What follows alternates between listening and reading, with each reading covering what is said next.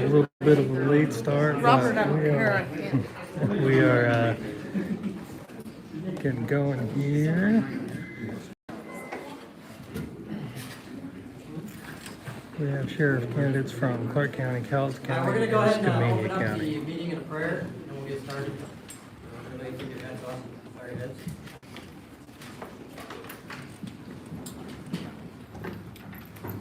Lord God Almighty, thank you for the opportunity to be here tonight, people here in person and online, to hear this great message that you have for us, your blessing of liberty, and how we best protect and maintain it. Please touch every mind and heart in this room and online. Let's create fires in the minds of men, and let's let this resonate in the hearts and the minds of the people, the message we're here tonight. We pray this in all your glory, in your precious name. Amen. Amen. Brother, before we go on, Yeah. would you mind if I add to that prayer? Would that be all right? Yeah, please do. Bring it.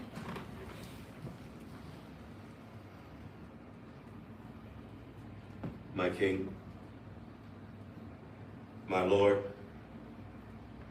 and my Master, sovereign Lord of this universe, creator of all things.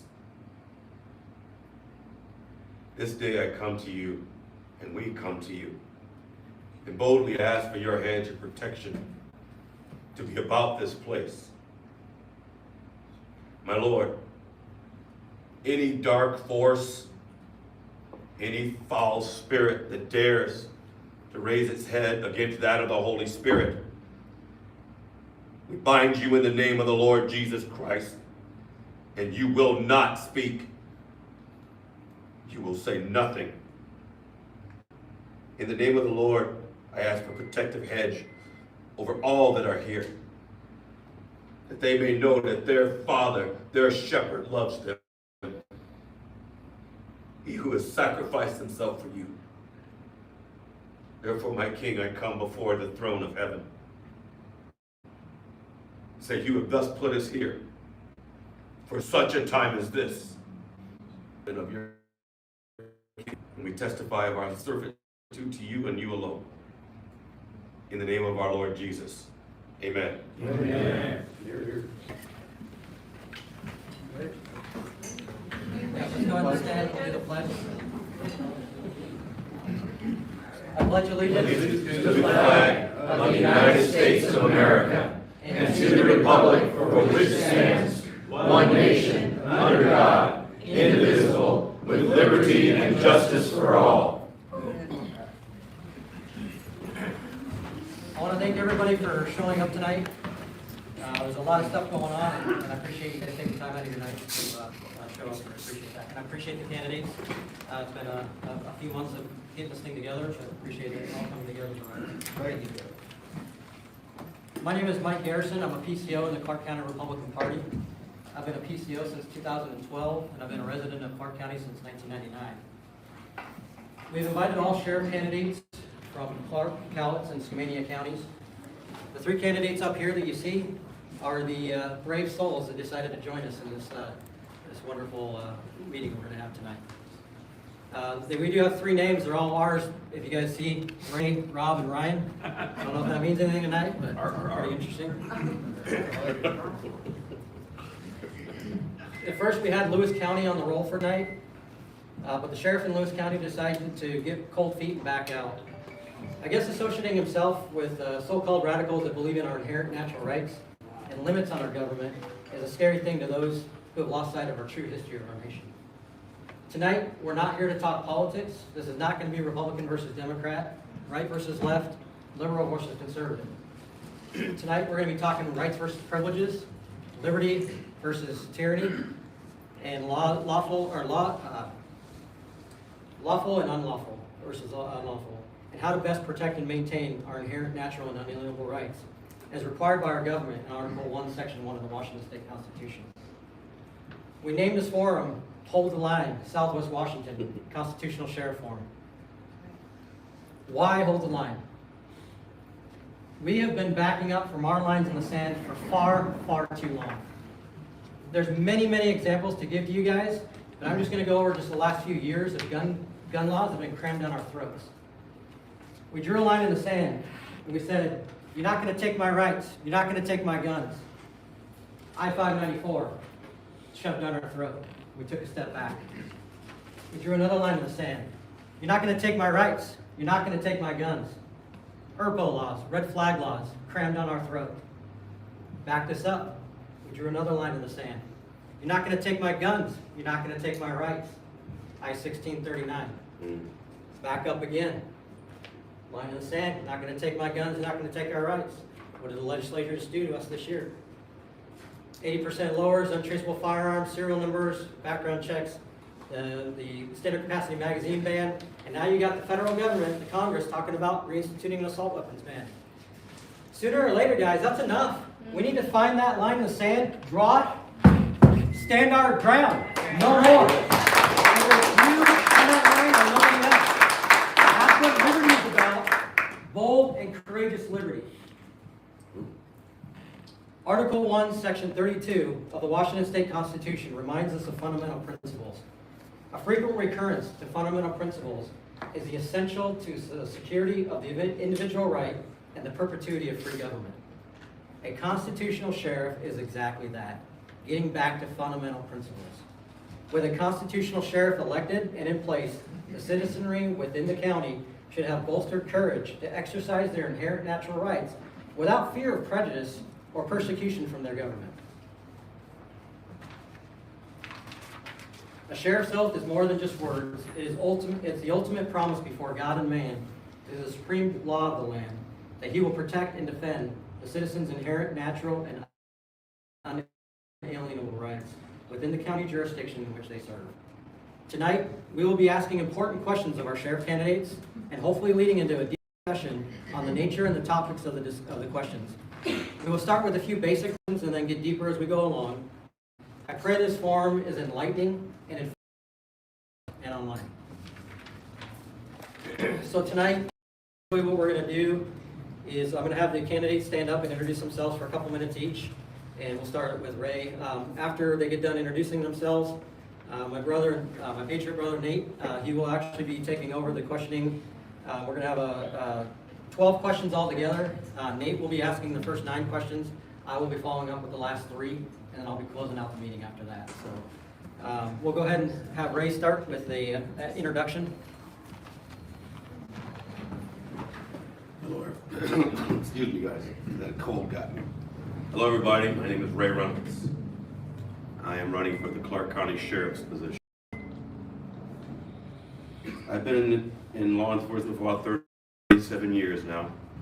Most of my time is spent right in Clark County, working in Washougal, Camas, Vancouver area primarily.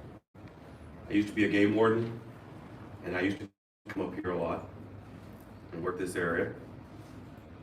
But then I started with Vancouver Police and been there for almost 25 years now. Through that time, I've enjoyed being an officer. Many things. Most importantly, I've enjoyed serving. I believe in servant leadership, and that's what I believe our sheriff should always be involved in servant leadership. I believe that it's time for us to hold the line. I love that thing. Why? Because that's on my signs if you come down and look. Hold the line means we have to stop. It is a military term, it is a police term. That means this line shall not move. That means you hold this position until relieved. You soldiers know, you Marines know, you airmen know. You know the term means you hold it, you stay until relieved.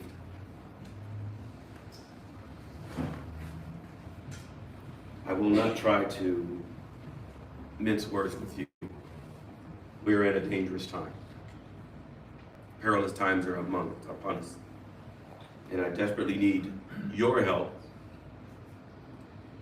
in making sure that your rights are maintained. Your basic constitutional rights. I'm Ray Reynolds, and I'm running for sheriff.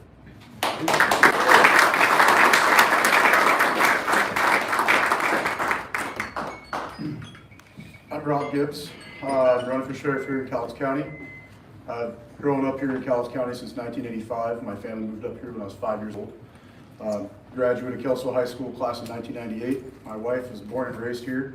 We got married in 1999, and in 2000 I joined the United States Army. Within 7 years, I served 2 years in Iraq. I've seen what a real third world country looks like, and I know what it looks like to be ruled by your government. You know, my wife and I are going on our 24th year of marriage here soon. We have an 18-year-old son, and our daughter just turned 15. My reasons for running for sheriff, much like Ray had spoke about here, but getting back to our Constitution, getting back to basics.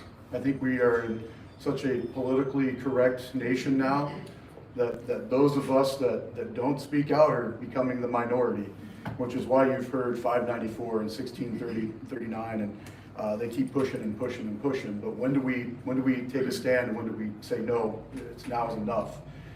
We need our peace officers, our sheriffs, our deputies. We need them to stand with our citizens.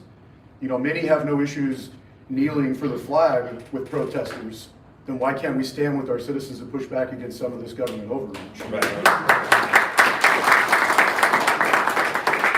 So I believe in our Constitution. I believe it is absolute. I believe it is the supreme law of our land, as is our Washington State Constitution states as well. I want to bring that back to our county. I want to network closely with our surrounding counties. And when, you know, the governor, whose name I shall not mention, wants to come down with his mandates that are not lawful under our Constitution, we can stand as one and push back and say, no, we won't do it. And it is that simple. I know it sounds simple, but it is that simple. I have said this more than once. It's on recording. So if it makes me out to be a liar down the road, then it makes me out to be a liar. But if elected and they start to play these games again, I will meet whoever Mr. Inslee wants to send to the border. I will gladly hand myself over to whatever law enforcement agency he sees fit to send this way, and let them handcuff me in front of the people. Because that's the man that I'm willing to stand and be, a man of integrity, high character, and I serve my country proudly, and I know what it is to go without and to see people lose their liberties when they don't want to fight and stand up for it. So I don't have quite the clean speech Mr. Reynolds has, but that's just me off the cuff, and thank you. Thank you. I don't know what was going on with the mic stuff, but stop it. My name is Ryan Cook. I'm running for sheriff for Skanania County. For a while now, I've seen what's happening to our country, and it's history repeating itself. We see what happened in Germany, and I'm not willing to let that happen here in our country. Right on. Good. This is the land of the free and the home of the brave. And we will stand and we will endure in this country. This is a fight of good versus evil.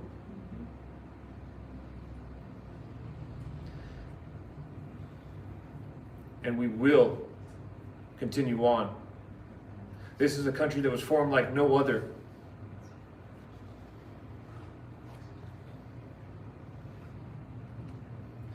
This land, the people of this land are brave and courageous. We have not been given a spirit of fear, but of power and love, and that of a sound mind. That's right.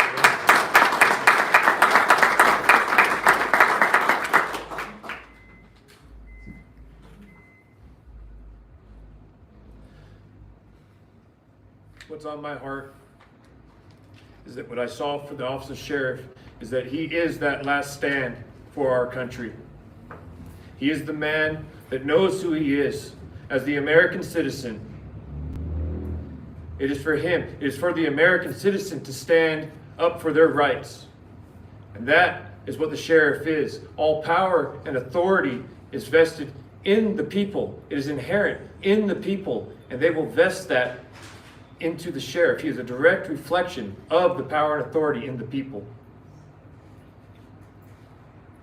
And that is huge. You must have a constitutional sheriff standing there, because somebody that does not know that, does not know his authority, you will get hurt from a candidate like that, from a person that takes that place up that does not belong there. The only people that belong in those positions are people that are here to serve our country, to protect our rights, and to uphold the U.S. Constitution. That is the supreme law of the land. That's all I have to say for that. Running for sheriff.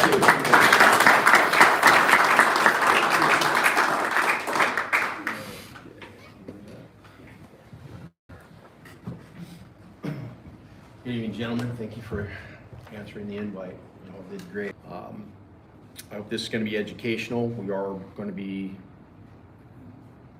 sharing some history as well, because it relates to your offices and the facts of the law. I'm going to be up first, but first I'd like to make a public service announcement. In these coming elections, remember that the people who shut your businesses, killed your careers, put you under house arrest, are now being asked that you re-elect them so they can keep their jobs. So consider that. Yeah. So we'll begin, gentlemen. And we'll start with Ray and move this direction. So the first question is, have you read both your state and federal constitutions? Yes or no? Yes. Okay. Yes. Okay. And Ryan? Yes, for the state constitution, I've not read it from front to back, but I've gone through. Okay. If I was to ask this question, what is Article 1 of our state constitution? I would have to say I don't know that because I haven't like memorized any of it. Let's understand. Yeah, It's not- Declaration of Rights, very similar to the Bill of Rights. Can you speak up? We couldn't hear the question. Yeah, I didn't know if we were going to have the mic available tonight, Christy. You want it? If we could, I think it would be beneficial.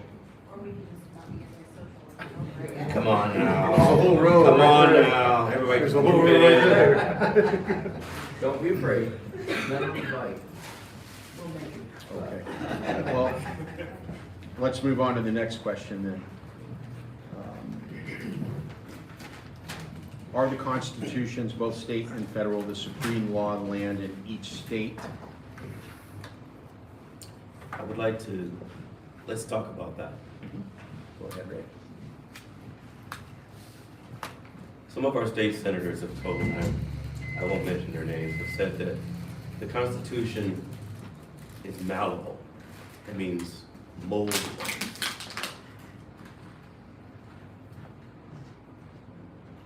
It is not. Certain principles must not be malleable, and those principles must be upheld. We cannot and we must not allow that which has been put down for 200 or more years to become mused, become molded to whatever someone else decides. Many of you here are Christians, but that is good. But you understand that there has Logged to be in. Bluetooth connected. outstanding. That there has to be a rock. We need that. Can you guys hear me without this? No? You're gonna get better video recording if you speak good. Right. Hello. All right. Bring it down just a sweep a little bit. Thank you. Speak into it. Testing 1, 2. Was that good? Simply put, our Constitution is not malleable. It is the supreme law of the land, because our state constitution is the supreme law of the land. When anything contradicts the Constitution, what does that make it? Unconstitutional. Anything that contradicts your Constitution is not the law. It is superseded by your Constitution. I don't know if we're going to get into this later, but I'm going to say it right now, if that's okay. How many of you guys remember who Rosa Parks was? Rosa Parks was a black woman down in the South where she was told that she had to get up when a white man came and give up her seat so that he could sit down. That happened. Is that better? That happened. She refused to give up her seat. What happened to her? She was arrested. She was arrested and taken to jail.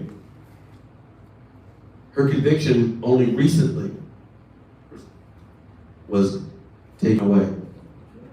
But at that time, would you all agree that her civil rights were violated?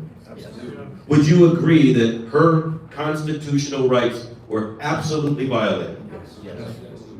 Because they were. What should the officer have done at that time? Stood down. He should not have arrested Rosa Parks. That is an example of an unjust law. It violates the natural law that we've been given through our Constitution. And we must not follow it. Had the officer, had the sheriff of that location done his job, Rosa Parks would not have been arrested. And the man that was demanding that she be arrested would have told, you just need to find another seat, young man. And that law should never have been on the books. It just kind of went away, you know what I mean?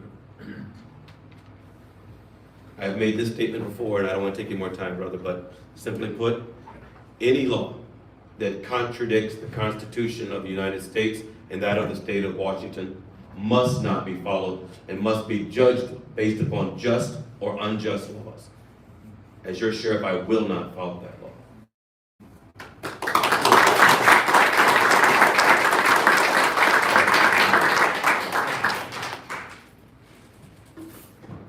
So the question being, state and federal constitutions, do I believe they're supreme law of the land? Yes, they are. That is proven in writing. Again, Mr. Reynolds gives great explanations for everything, so I can't compute that. I wouldn't even try. I will tell you that I know for a fact, Article 6, Section 2 of our own U.S. Constitution says the U.S. Constitution itself is the supreme law of the land. Article 1, Section 2 of our own state constitution reestablishes that and says the U.S. Constitution is the supreme law of the land. Those are both the constitutions that every elected person within our state has raised their right hand and taken an oath to uphold. So the answer, simply put, is yes.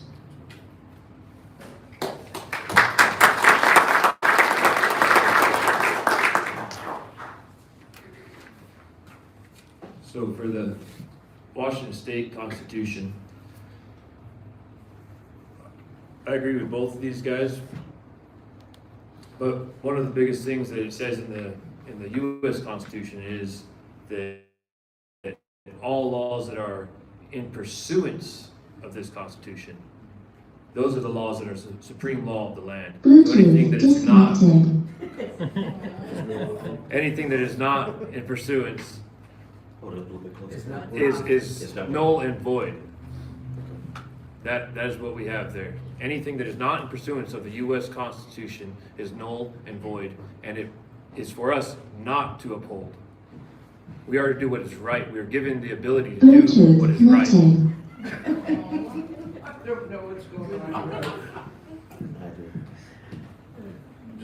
We are given the ability to do what is right in this land. That is freedom. That is the freedom that we have. If you don't mind, I'll read this quote by Thomas Jefferson. Is that okay? Right. It talks about what a republic is, and it has to do with that.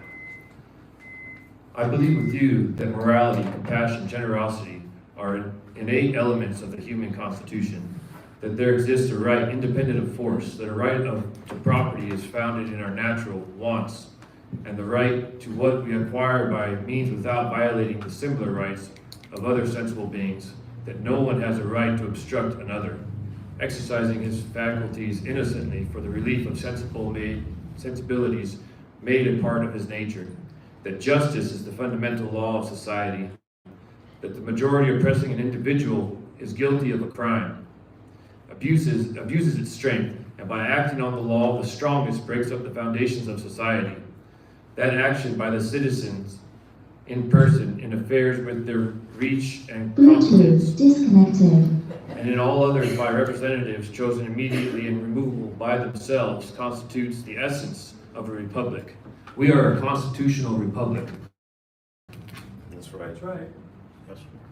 And that is very important right there. That's what people are getting mixed up right now. They think that we're a democracy. We are not. Where we have mob rule. We do not have mob rule. And that is a really big deal. So, that is what's happening in our legislation right there, is that the mob is trying to say that certain things are okay, that people can be stepped on, and they cannot, not this land. That's it.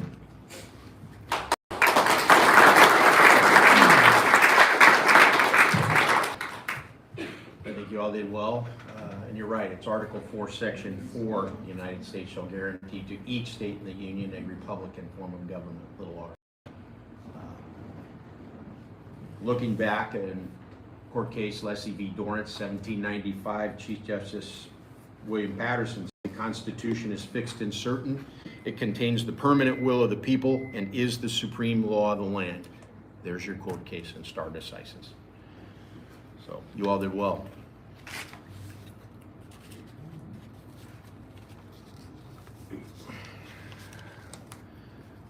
This is probably going to be considered for a constitutional scholar, but do any of you know what Article 1, Section 10, Clause 1 of the U.S. Constitution says? I've read it. Let me can I put it in my perspective? Yes, sir. That'd be all right. Not make any law that contradicts it. Let's talk about your Second Amendment rights.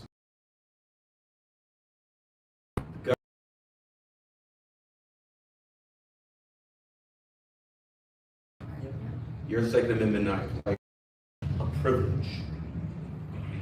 Your Second Amendment rights are your rights, inherent, inalienable rights. Those cannot be taken from you. And if they are, it is a blatant violation of your constitutional rights. This section tells the states you cannot make laws that violate the Constitution. Simply put, that's what that's talking about.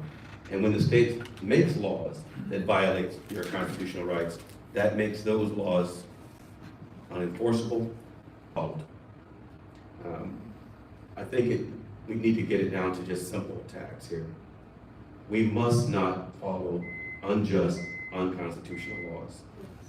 I am afraid that by us allowing ourselves to fall into that pattern, we are giving consent to those to ignore the Constitution in the future. We need to hold the line.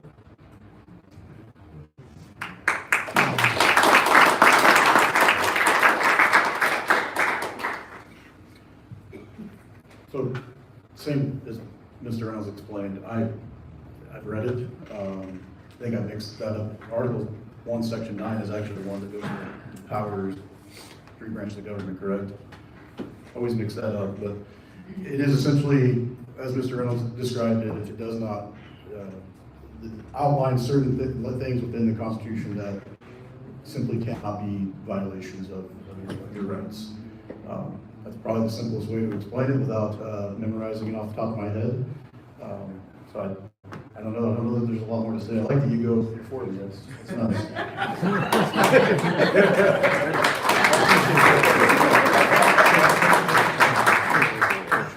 We're going to work well together. If you guys ever want me to be memorizing this stuff, like the numbers and verses of it, I'm dyslexic. So that'll take some work. When we're talking about our rights in that aspect, I've said this before, and it's a good way to look at it. If you have a man who lays his life down in the protection of our country for freedom or for another man, it says in the Bible that no greater love has another than that he would lay down his life for another person. That's something that's freely given. You could never earn that, and you could never deserve it. That is something that is freely given. Your life is your right, that is yours. The same goes for your liberty and your property. That's the pursuit of happiness of property. That's not only your physical property, but that's what makes you up, your intellectual property. None of those anybody could ever earn or deserve. They are yours. The thing about the Constitution is that it does not grant you your rights. They are your rights. That's right. It's very important for us to stand up and know these facts. These are the things that we need to know. This is the power that we have in this country, that they are ours. So when the Constitution talks about that, about it not pursuing the Constitution, a law being made that does not pursue the Constitution, that is the kind of power we need to stand up with. That we say that will not happen here. Because that is coming down the road. And I will stand up against that.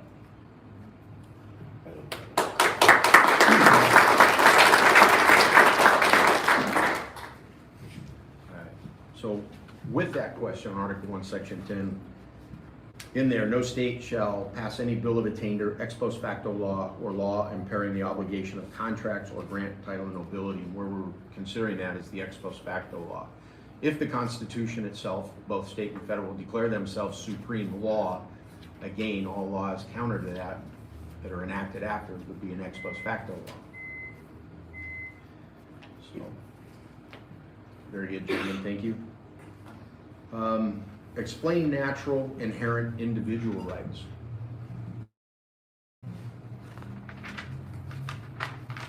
I want to.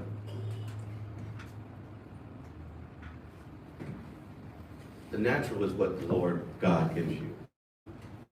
Your natural rights. These are God given. All right. Inherent means it's when you were born as an American citizen, they're your rights. There's inherent, meaning it's just because you are an American, these rights are yours. But let's talk about a third word that you need to really develop an understanding of, and that is inalienable.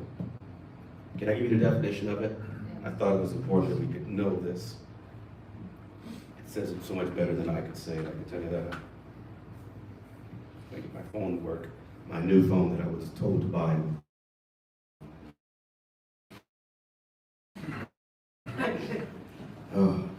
Inalienable. Be taken away or given away by the possessor. Freedom of religion is the most inalienable of all human rights. Can I say this to you? When you were told that you could not go to church, was that a violation of your inalienable right? Yes. When you were told that you could not worship in church, was that a violation of your inalienable right? Yes. When you were told that you could not meet and only 25 of you could go into the church at a time, was that a violation of your inalienable right? Yes. Then it should not have been followed. Simple as that. Now that may sound a little bit radical, but when you have your Constitution and you have these rights, if you give them up, then you are no more than a slave. The taking away of your rights turns you into a slave. And I made a declaration years ago that if I had lived back in those slave days, Harriet Tubman and I would have been hand in hand. We would not have allowed it. And you would be free or you would be dead.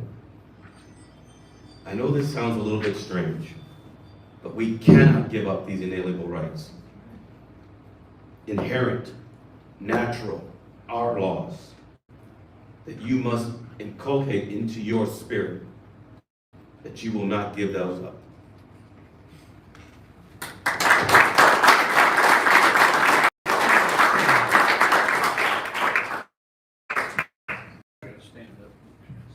Our rights are granted at birth and given by God. That's right.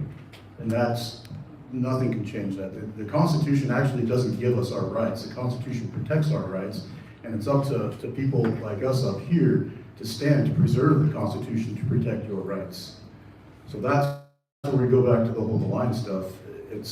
We are that last line of defense for the county. And when the state wants to do their government overreach, it's up to us to stand and unite our communities and show that we're willing to be the person to put ourselves on the front line and in all honesty, take one for the team. And that's just the facts, you know. I always say, there's some people that say, oh, when you joined the Army or the military, when you became an officer, you signed up for the crap that gets thrown at you, or the bullets or whatever. You didn't really sign up for that. I mean, we signed up to preserve our Constitution, protect the rights of our people. But we also know that is part of the job that comes along with that. But just getting back to the point again, our rights they're granted at birth, given by God, that cannot be taken away, and our U.S. Constitution, our state constitution, preserves and protects those rights. That's why it was written, and that's why we're here, to continue protecting those rights, preserve our Constitution.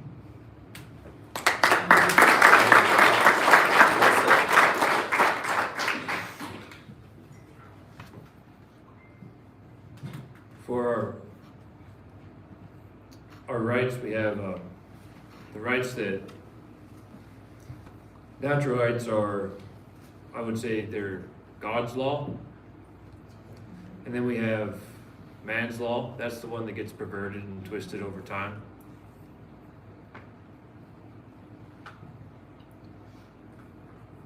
For me,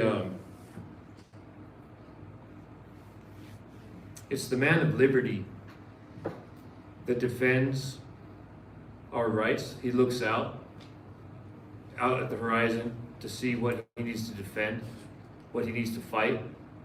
The man of liberty is a man who knows who he is, who knows his rights. It should be every American man out there.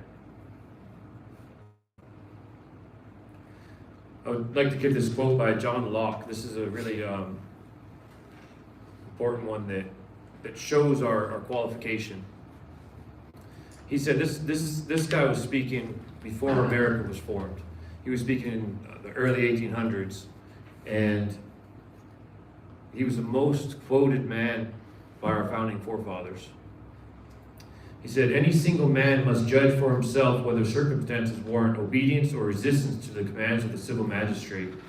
We are all qualified, entitled, and morally obliged to evaluate the conduct of our rulers. This political judgment, moreover, is not simply or primarily a right, but like self-preservation, a duty to God. As such, it is a judgment that men cannot part with according to the God of nature. It is the first and foremost of our inalienable rights, without which we can preserve no other."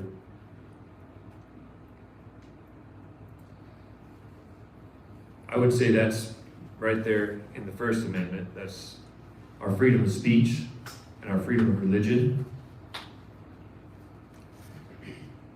Right and wrong comes from the Bible. That's God's law. That's what our country was founded off of. It was one nation under God. That is that we are a Christian nation. That's, if we stray from that, then we lose it all. That, people don't like to talk like that. They say, oh, I'm free to have whatever religion I choose, and you most certainly are. That is called true freedom. But with true freedom, we're supposed to seek after where we get that freedom from, where freedom comes from. And the model of freedom that we have in this country, we found that from the Bible. Come on.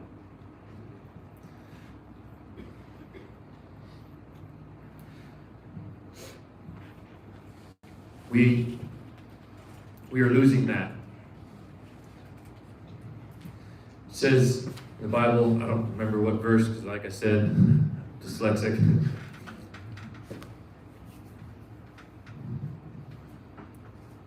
But how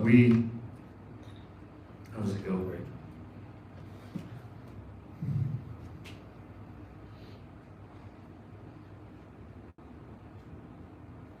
I lost it.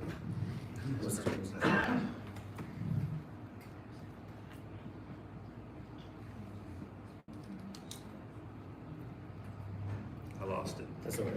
It'll come back. It wasn't supposed to be said right now. It'll come back. It will come back. Right. Anybody who quotes John Locke for points in that vote. 100%. Well, I want to commend all of you because you hit the basis of it all. And like I said, this is going to be educational as well. The men who wrote our constitutions, our declaration, they were learned. And John Dickinson, signed the Declaration. He says, rights are not annexed to us by parchments and seals. They are created in us by the decrees of providence which establish the laws of our nature. They are born with us, exist with us, and cannot be taken from us by any human power without taking our lives. In short, they are founded on the immutable maxims of reason and justice. I think all of you succinctly spoke what John Dickinson just wrote. And likewise, Jefferson said, a free people claim their rights as derived from the laws of nature, not as a gift of their chief magistrate. So if these men who wrote this incredible document that formed our government said it then, they are still true today. Would you agree? Absolutely. Yes.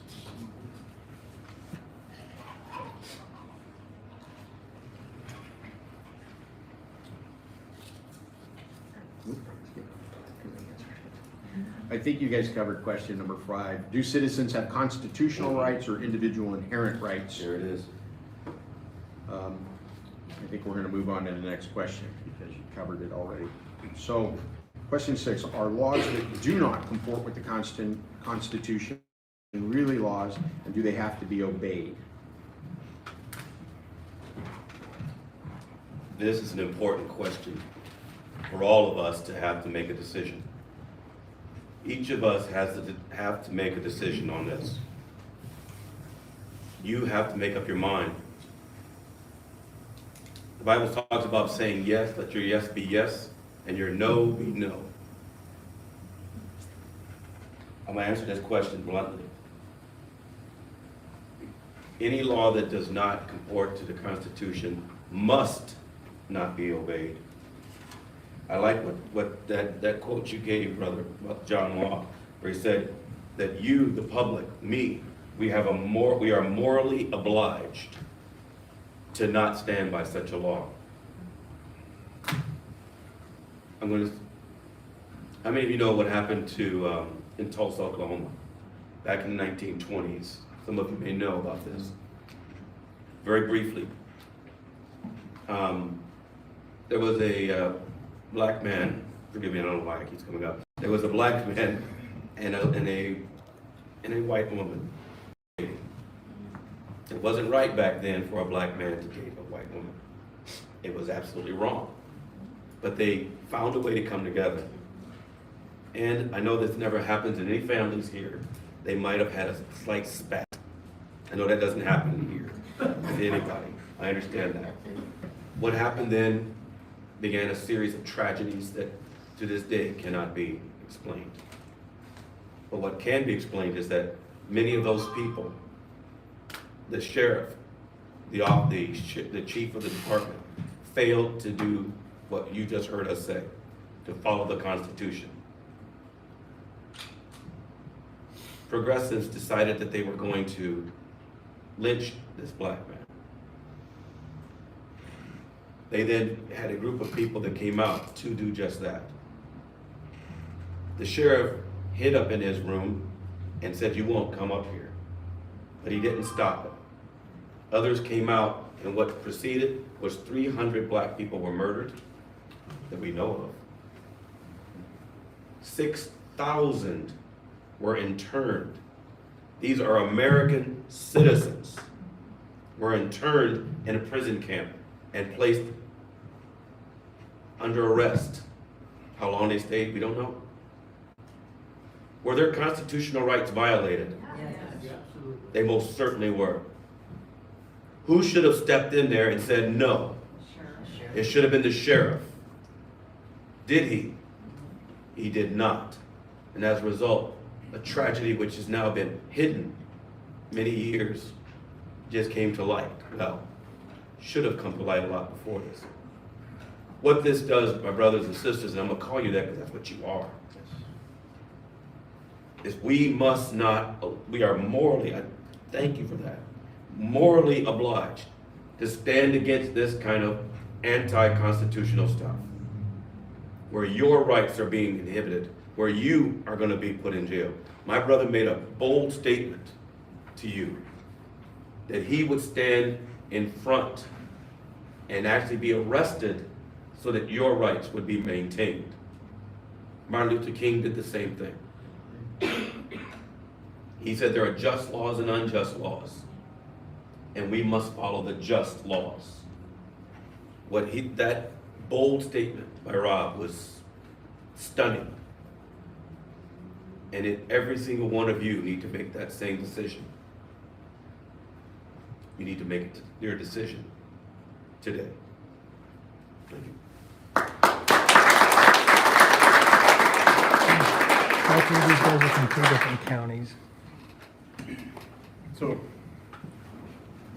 Marbury v. Madison's case law from 1803, it basically states that anything that does not comport with our Constitution is unlawful, it is null and void. That's case law, that's from our courts. So, no, it should not be enforced. We should be willing to stand against that. And I've said it when I raised my right hand as a soldier against all enemies, foreign and domestic, that oath never expires. And my oath to preserve our Constitution and protect your rights will never expire as long as I can breathe either. So they shall not be enforced. And if I'm sheriff of this county, they will not be enforced. And I'll be the first person to arrive on scene to put a stop to it.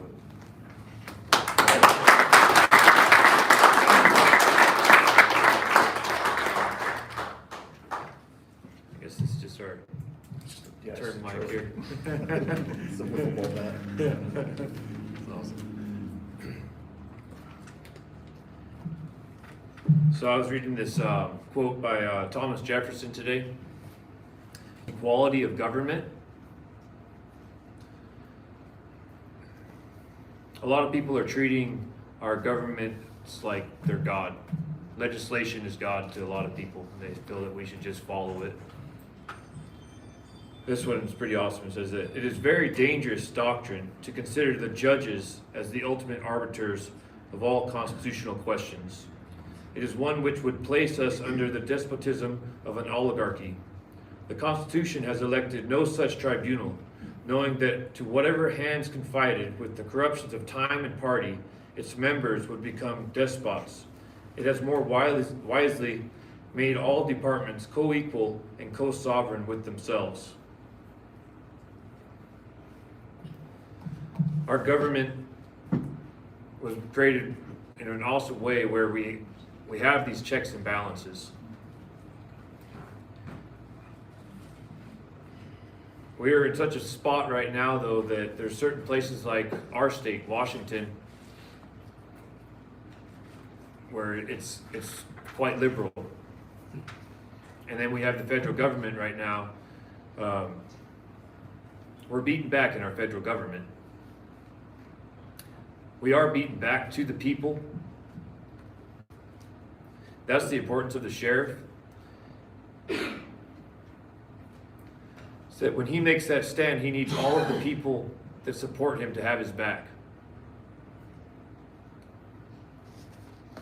We are coming to a time like that, especially in states like this.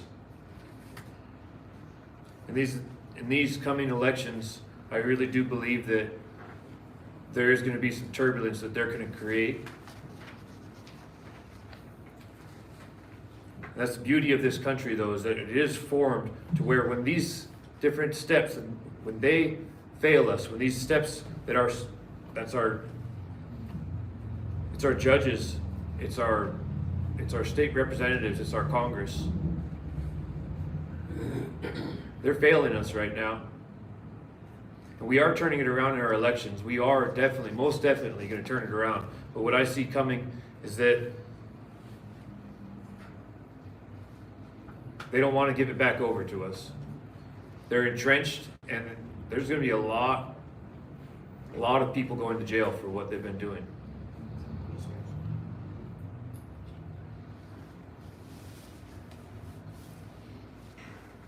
I think it's time that we just steady ourselves.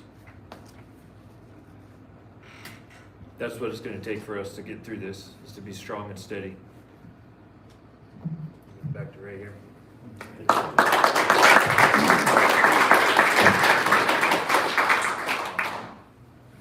Both Ray and Rob, as peace officers, you understand court cases, and that was a very good quote from Jefferson. But likewise, in that question, that they don't have to be obeyed, that the question was already settled in 1886 in Norton v. Shelby County, and here's what the justices said at the Supreme Court. An unconstitutional act is not law. It confers no rights, it imposes no duties, affords no protection, it creates no office. It is in legal contemplation as an operative as though it had never been passed. And I think for your education that your answers. And likewise, everybody knows Miranda, read me my rights, but the Miranda court also said this: where rights secured by the Constitution are involved, there can be no rulemaking or legislation which would abrogate them. Hence the last 2 years with these mandates. Even though many did not enforce them, but they never shared with the public, the people they served, that they were unlawful under these constitutions. Thank you. Good answers, gentlemen.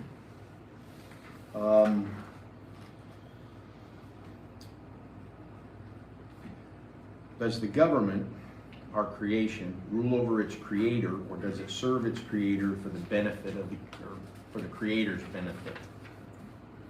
If you need clarification, I can do that. The question probably, if I could reword it just a little bit. What is the primary purpose of government? What is the primary purpose of government? Is it to rule over its people? The answer is no. The primary purpose of government is to maintain the goodwill, the safety, the happiness, the right to live, the right to move where you will, the protection, your prosperity, and your happiness. Life, liberty, and the pursuit of happiness. Your government, whether it be city, state, or federal, is instituted to take care of that job and that job alone. And who does the government supposed to answer to? We, the people. It doesn't answer to Inslee. It doesn't answer to anyone, it answers to you. You are Americans. You're not Europeans. You're not from China. You're not from Africa. You're Americans. We need to realize that. Americans. That's who we are. And we are given those inalienable rights. And we must not abrogate those rights. We must stand for them. That's why we have government. And if we don't, and if government is not serving those purposes, guess what? The Constitution gives us the right to change it. So.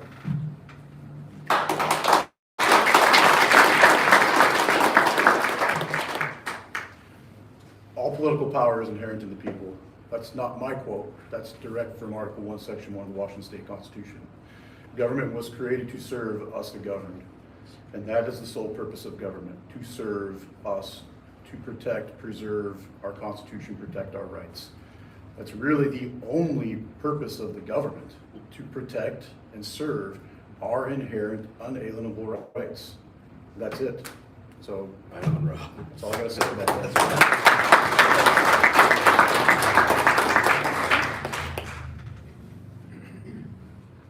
I'd say it a little different. Funny saying I thought was kind of interesting is how strange it would be for an island to rule a continent. That's what they said about England trying to rule America. Was it that law was created and then man, or was it man that was created? We had ourselves, our persons, our individuality. It was us that created law only to serve us. That's what law is there for. We're not to serve the law. The law serves us. And all it's there for us for is to protect us. That is the only reason for law, is to protect your rights. And it says, there's a book I was reading that was saying that what was meant to protect you has now been twisted, morphed, and perverted, and now has come against you.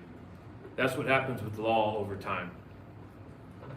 That's where we're at today, is that wrong has become right, and right has become wrong. Is that ever true? Yeah.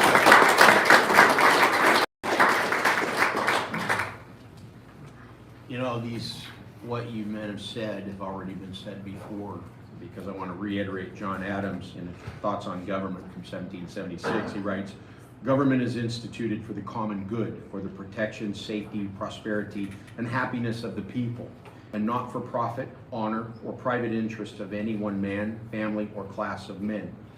Therefore, the people alone have an incontestable, unalienable, and indefeasible right to institute government and to reform, alter, or totally change the same when their protection, safety, prosperity, and happiness require it." So I find that, you know, in what you said, Ray, just reiterates what Adam spoke. And our Declaration says the same thing.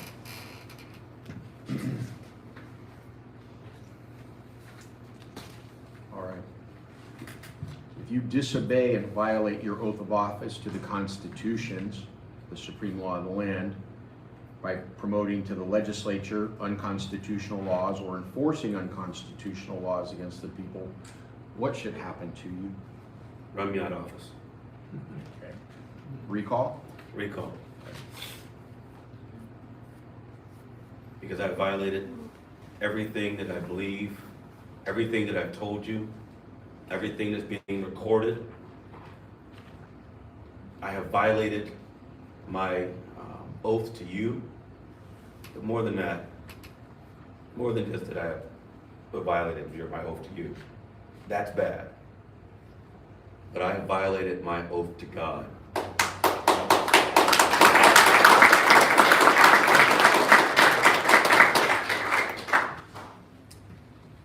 And I won't do that.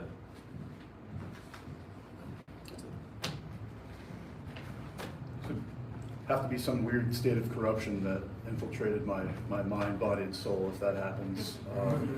I have ran my short campaign here so far based off of integrity and high character. I've been a person that my points have been accountability, protecting your rights, and standing for that. If for some reason that it comes to me violating that, I don't deserve to be in the position that I'm in. I have definitely broken the trust within the citizens that put me in my position. And absolutely, I don't even know, I mean, I don't want to get too extreme with it, but I don't even think a recall is acceptable. I think it should go far worse than that. You know, going back, way back in times and you know, treason, death, you know, and I know that's extreme, but that's you know, yeah, right, you know, but that's just how much I believe in myself and believe in what I say to people, because they're not just words. It literally is a part of who I am, and it comes from my heart. So yeah, I have no right to be holding the position I'm elected to hold if I go against my oath or the commitments that I have made to the citizens that elected me and put me in that position.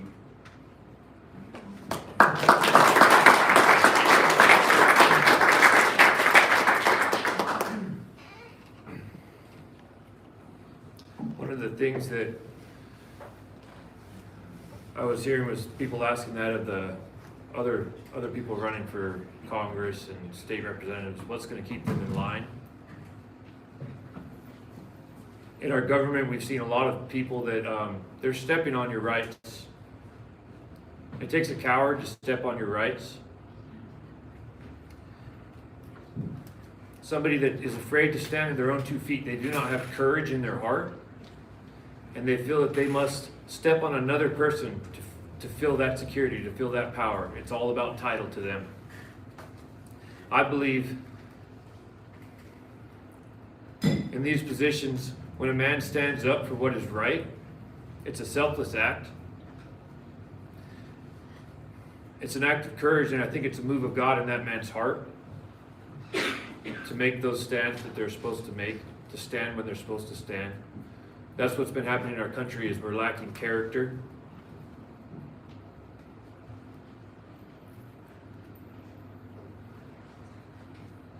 And what is it that makes people do nothing when they see these people fail them, when they do not stand for your rights?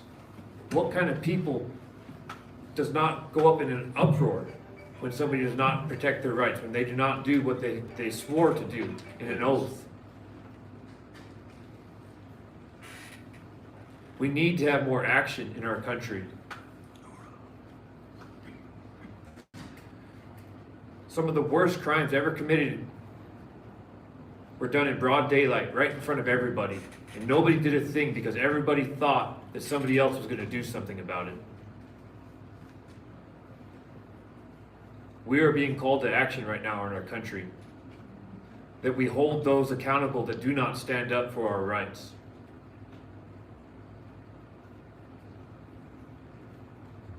It's not acceptable. I will do my very best to stand up for your rights and for the Constitution.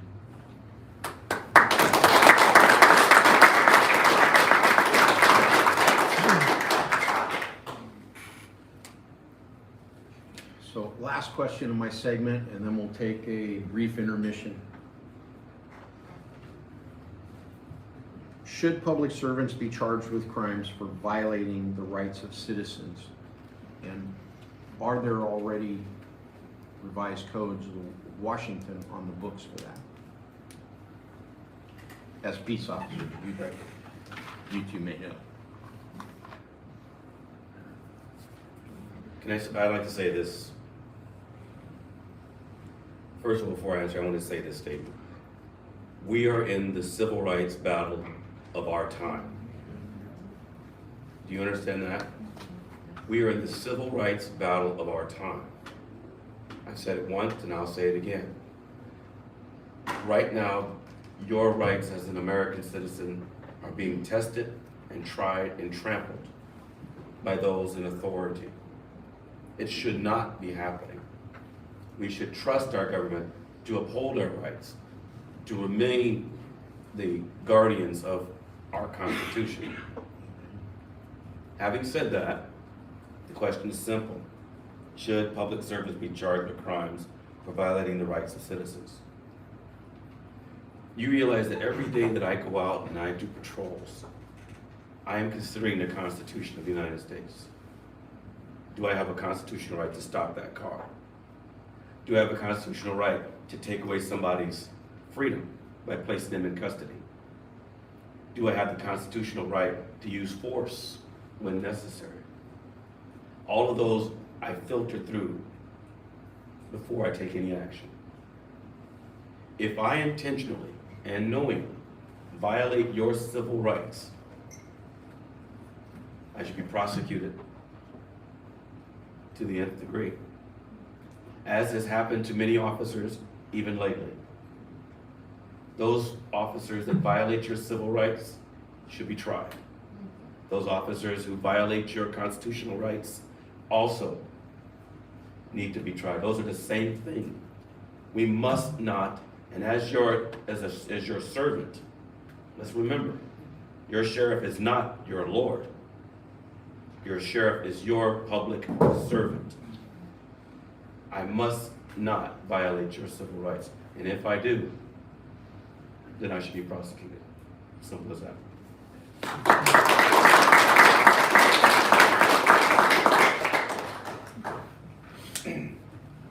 I've never met Ray Reynolds until about 30 seconds before we started this. This is by no means a public endorsement or anything, but it took me a matter of minutes to realize if I was a Clark County resident, I'd vote for this man.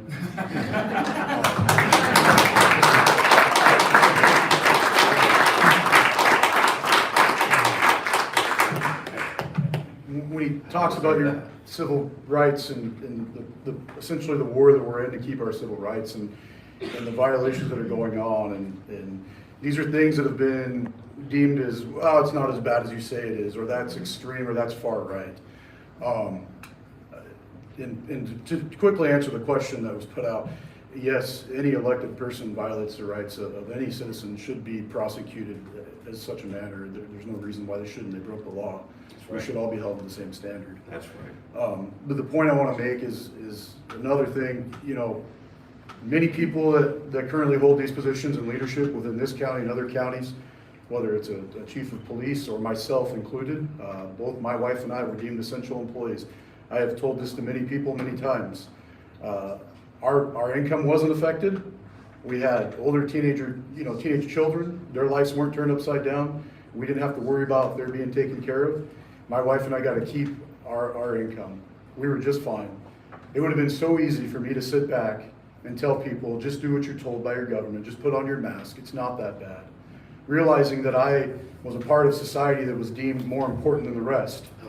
People that had to go without, people who lost jobs, people who lost lives. The crime rate went up, suicide went up, everything went up, except for maybe the COVID numbers, because who knows how those really were, because it was so skewed.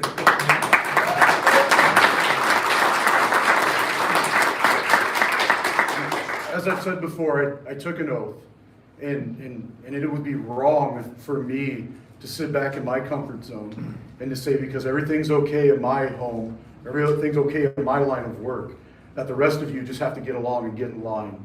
Because I know right from wrong, and it would have been wrong for me to just stand by and believe that I am better or above any other citizen within this county, state, or country. It's ridiculous. That's right. So yes, I should be held to the same standards, and I'll tell you, I often get told I set a bar too high for myself to achieve, and I am my worst critic in this world, I'll admit that. I intentionally set that bar so high because that's how I hold myself accountable. And if I don't do that, then I'm gonna get complacent, I'm gonna be lazy, and then I'm expecting somebody else to hold me accountable. And if we can't look inside of ourselves first and realize what's right and wrong and be accountable for that, then how do I expect to do it for anybody else?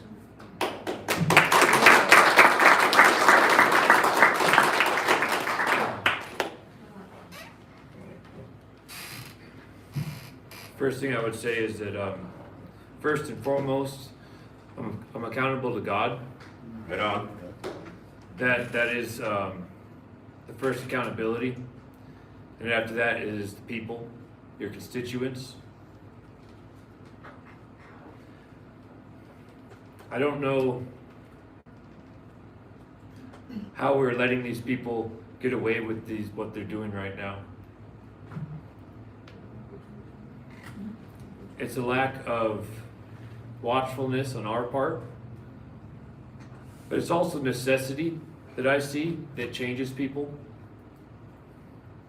We really are in the biggest civil rights battle of our time, of our country, actually. The fight that's happening right now is going to unfold over the next couple of years.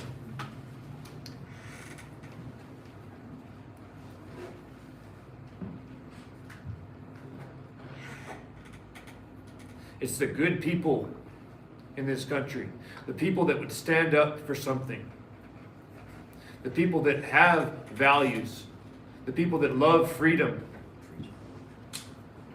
They are the ones that are going to be affected.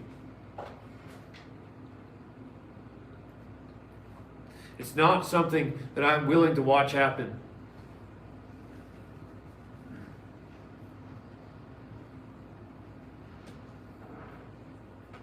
I love this country, and I love the people of this country, the ones that love freedom too.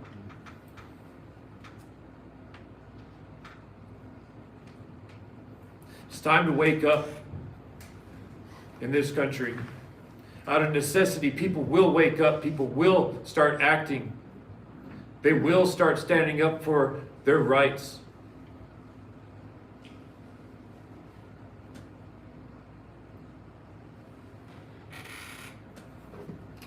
It's a very big necessity right now.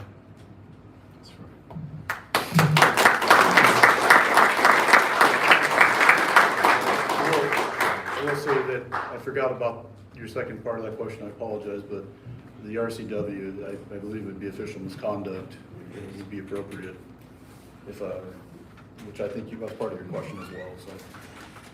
I got all worked up peace by officers. Mr. Reynolds, so I forgot about it, but yes, Right. as a peace officer. So that, you're right, it's official misconduct. A public servant is guilty of official misconduct if with the intent to obtain a benefit or to deprive another person of a lawful right or privilege, he or she intentionally commits an unauthorized act under the color of law, or he or she intentionally refrains from performing a duty imposed upon them by law, and that duty is to protect those rights. And I think that's what's happened here these last 2 years is those in office who had that authority didn't protect our rights.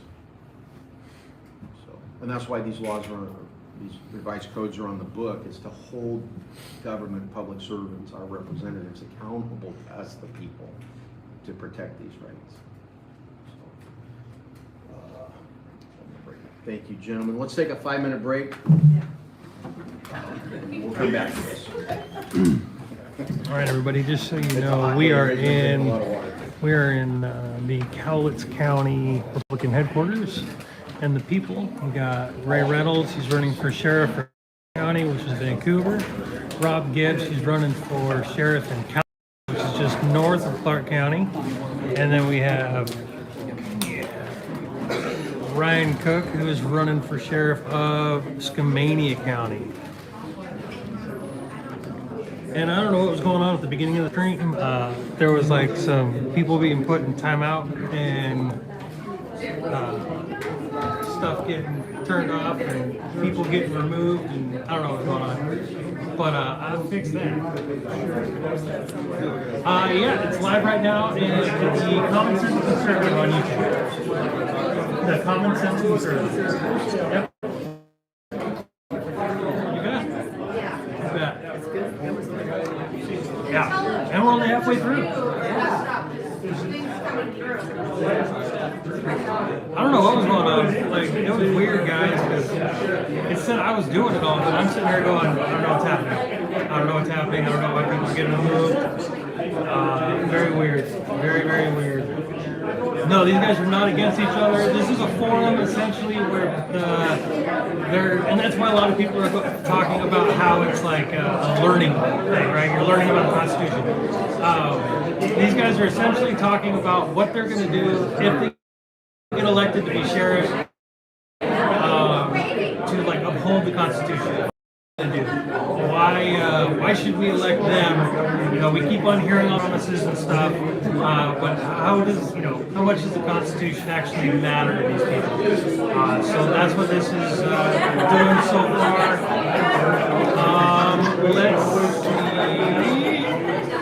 Where is this taking place? We're in Kelso, Washington. Kelso, Washington, the Cowlitz County Republican headquarters. That is where we're at. I did want to touch on something really quick. So, for those of you who saw that last video that I did about the guy who got his concealed carry taken away, come to find out, the dude's like this, I don't know, he's a fascist. I don't know. He's a white nationalist. And I've heard a whole bunch of stuff about this guy. None of it really good. However, I'm going to say this, and I'm going to say this one time. I'm going to keep the video up because the dude had his constitutional right to carry a weapon taken away from him because he has an unpopular opinion. I don't agree with anything about this guy. Very little, anyway. After hearing and seeing a bunch of stuff about him, I don't agree with him. I don't agree with his opinion. I don't agree with how he feels about things. I don't agree with all sorts of stuff. However, you don't get your gun rights taken away because you have an opinion. If he's sitting there threatening violence towards people, if he's sitting there threatening violence against like black people or Jews or Catholics or Christians or brown people or Smurfs or whatever, I don't even care. If he's sitting there threatening people, then sure. Okay, that's a good reason to restrict somebody's Second Amendment rights because they're a threat at that point in time, right? They're a threat to somebody. But just because they have an opinion, it doesn't make them a violent person. It does not make them, it does not give anybody the right to take away anybody's right to self-defense, anybody's human right to self-defense. It just doesn't. Like I said, I don't have to agree with people. I don't agree with Antifa. I don't agree with any leftist out there, any fascist, any communist. I don't agree with anybody out there who believes in tyranny, who believes in a totalitarian government, who doesn't believe in freedom, blah, blah, blah. I don't agree with any of these people, right? However, if they are a non-violent person who follows the law, you should have the right to own a firearm. Antifa, a bunch of violent little terrorists, shouldn't be able to own guns, right? Okay. Why though? Because they've actually gone out and set buildings on fire. They've attacked courthouses. They've rioted for years and years and years, and they've assaulted people and they've killed people. So therefore, right, if these individuals, did these things, they should not own a firearm. Now, if there's somebody who goes out and he's wearing black bloc and he doesn't do anything, guess what? He still gets the right to own a firearm. If he hasn't committed a crime, he gets to own a firearm. And so I'm going to keep that video up. That's a little public service announcement. I know there's been a lot of comments, talking about how the guy's a dirtbag and all this and all that. But guess what? Being a dirtbag doesn't negate your Second Amendment right. It just doesn't. If we sat there and said that just because I don't like this guy's opinion, therefore he doesn't get to own a gun, welcome to fascist USA, y'all. Woohoo! The commies have won. Because once we start taking away people's rights just because they have an opinion, we're in a fascist state at that point in time. The leftists have won at that point in time. If we sit there and say, I don't like what you say, I don't like what you think, and therefore you don't get to have a First Amendment right, you don't get to have a Second Amendment right, guess what, guys? Fascism. We're a fascist country at that point in time. I am an absolutist. I am a constitutional absolutist. We have a first, second, third, fourth. We have all these constitutional amendments, and we have the Constitution that sits there and says, government shall not. Government shall not. This is the government's job. It's a little box. It's this big. This is the government's job. Period. No ifs, ands, or buts about it. Now, we've amended the Constitution a whole bunch of times, right? One, freedom of religion. Not freedom from religion. I'll use separation of church and staters. It doesn't say freedom from religion. In other words, I get to pray in public if I want to. Hey, welcome to America. It means that Congress shall not make a law respecting the establishment of religion. In other words, Congress can't sit there and say, we're a Christian nation, or we're a Muslim nation. That's what the First Amendment, the religious clause means in there. Second Amendment. You get to own weapons. You get to have the right to self-defense. And guess what? Back in the days of the Constitution being written up, regular citizens could not only own cannons, we could own naval vessels. You betcha. Privateers, we got to sit there and own naval vessels. So the whole restrictions on the Second Amendment doesn't really work out. But I'm an absolutist. Period. So if you don't break the law, if you're not threatening to hurt and kill people, you get to have the right to own a weapon. Period. No ifs, ands, or buts about it. So that's all I have to say about that. And with that said, I'm going to go take a little break myself because these chairs are not comfortable. So I'm going to go for a little walkie pizzle, and I will be right back. Don't go anywhere. I'll be right back.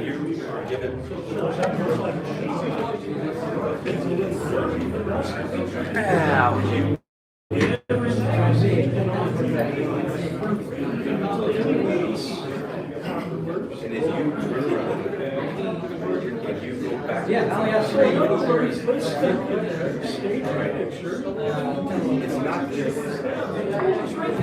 Many have given you that.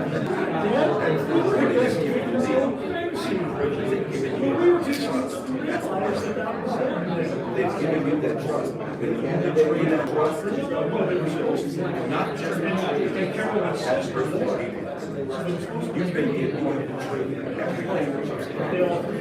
And if that is the case, you are not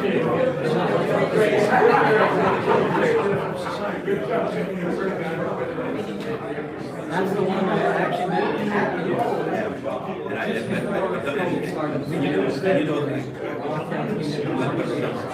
so I got a chance to actually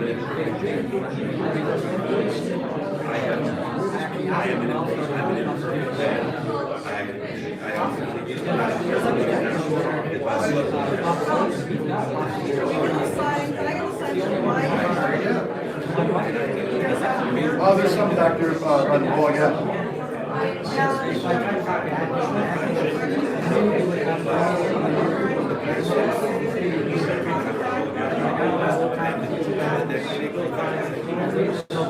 So, I know, so let's say if it was like L&I, I mean, the business we call the sheriff's office, right? I would encourage there needs to be better communication between the sheriff and the chief of police. Part of the problem is your chiefs are hired and appointed by the mayor, so they're actual employees that work for the mayor. They're not elected, they can hired. So a lot of the problems that we have with our local city jurisdictions, they don't want to lose their jobs. The sheriff is different because the sheriff is elected. You can't just get fired. So typically, I'd like to see it goes to the city jurisdiction first, and then if that chief or that police chief do nothing, then the sheriff's office should be contacted and just notify them what's going on. There's many cases where even recently here in Calhoun County, the big complaints about like Longview City Council or something. It's gone to the sheriff's office for investigation, and then through their investigation, there's deemed, there was nothing. Yeah, it wasn't right, but yeah, it wasn't really wrong. So nothing was done. That is changed. So simple answer, depending on what you're reporting, makes a difference. We're going to high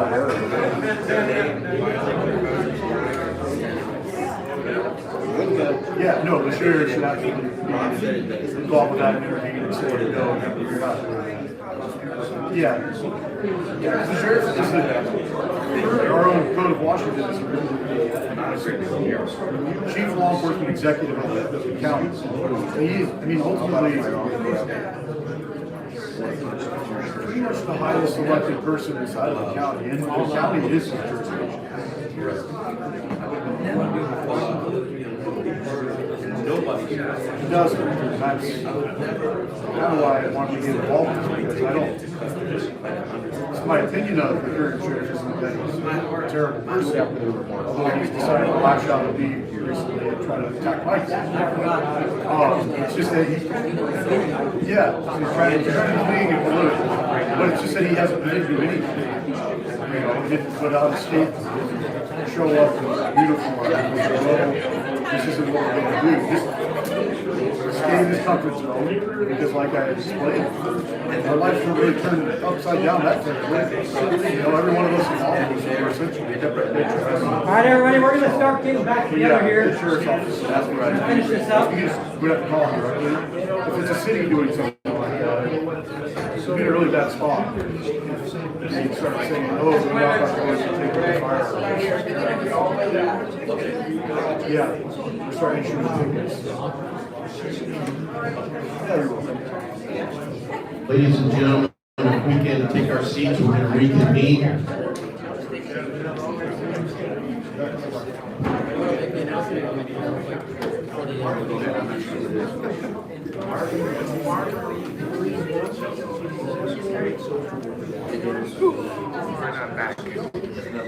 All right, I forgot.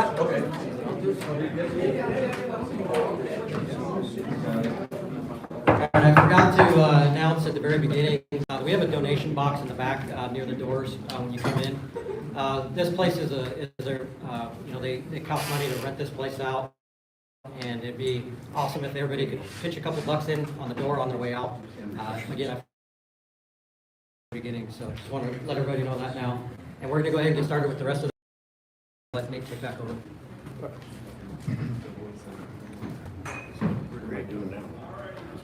Ray's coming.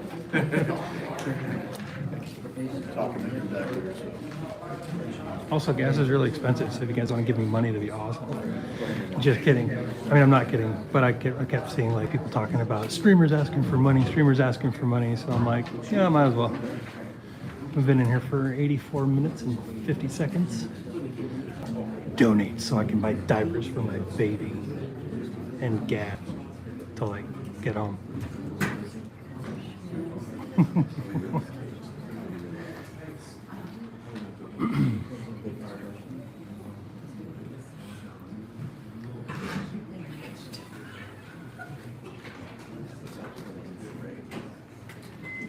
So what's up, guys? I missed you.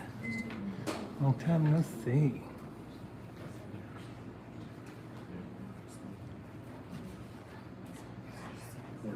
Where'd Ray go?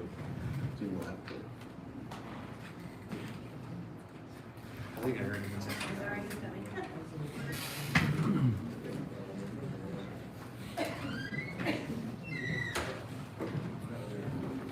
For those of you just now tuning in,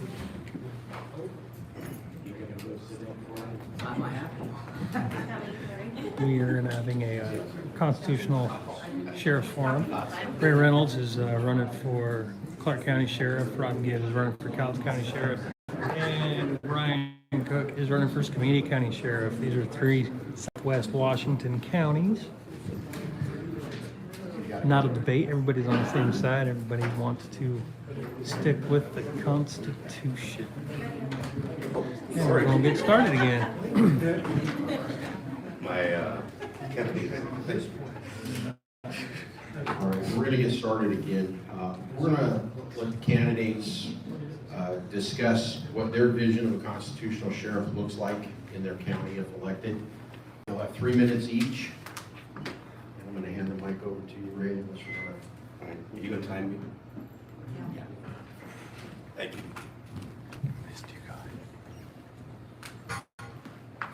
My vision of the constitutional sheriff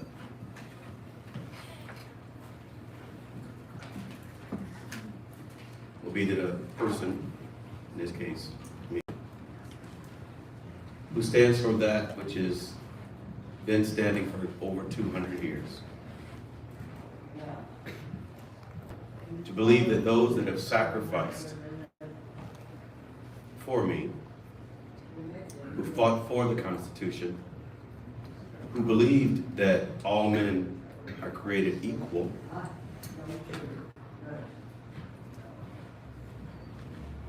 that a country that believes that it is one country under God,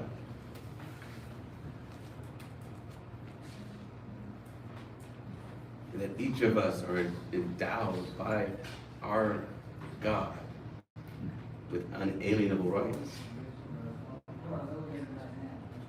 These become more than just being we were discussing in the middle about being a leader, or that you're supposed to be representing people. As your sheriff, I will represent to you wherever I'm at.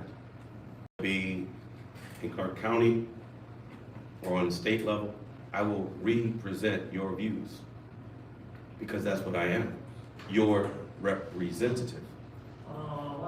You elect me, and that's the way it has to be. My vision is that I will be your servant. Those aren't exactly great words, people don't like to hear those. But I will be your servant. And that's what I want to be. And lastly, the last point I'm going to make real quickly, I don't know how much time I got. I got a minute? Okay.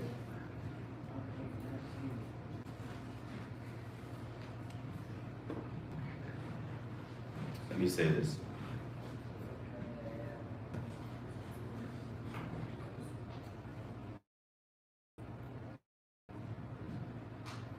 There comes a time where we all going to have to make a decision.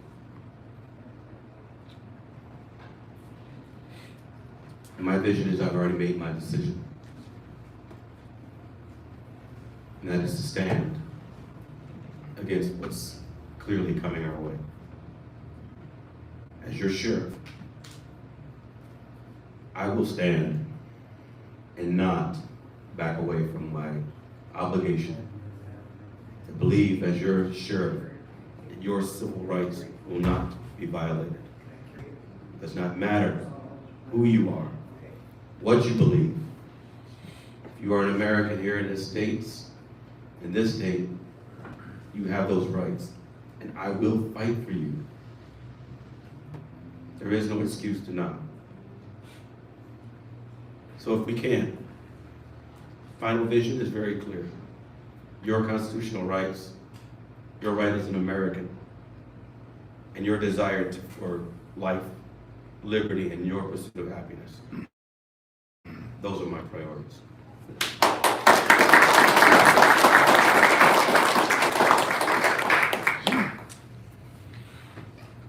So I had a conversation with a previously retired Cowles County Undersheriff from roughly 4-ish years ago, or just over 4 years ago.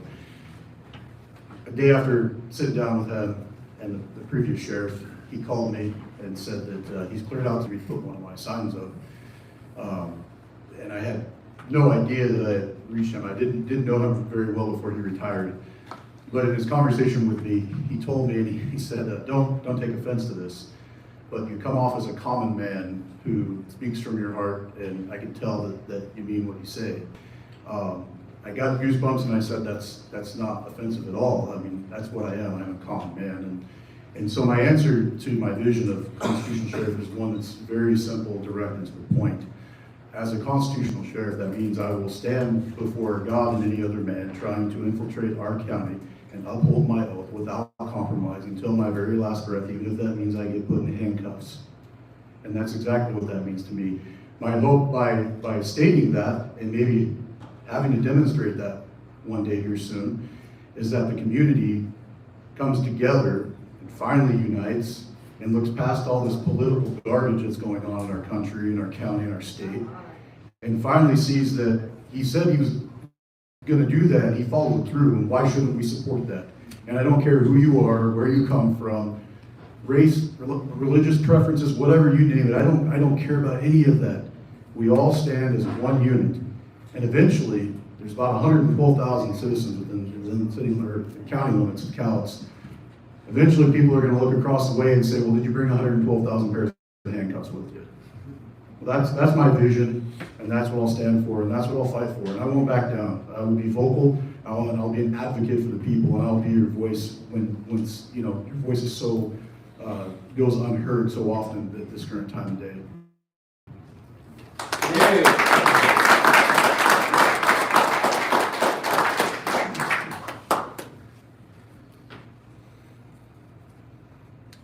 What I see for the office of sheriff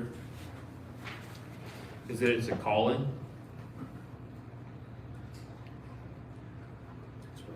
A while back, I had this fire on me that things were happening in our country. This was about 7 years ago.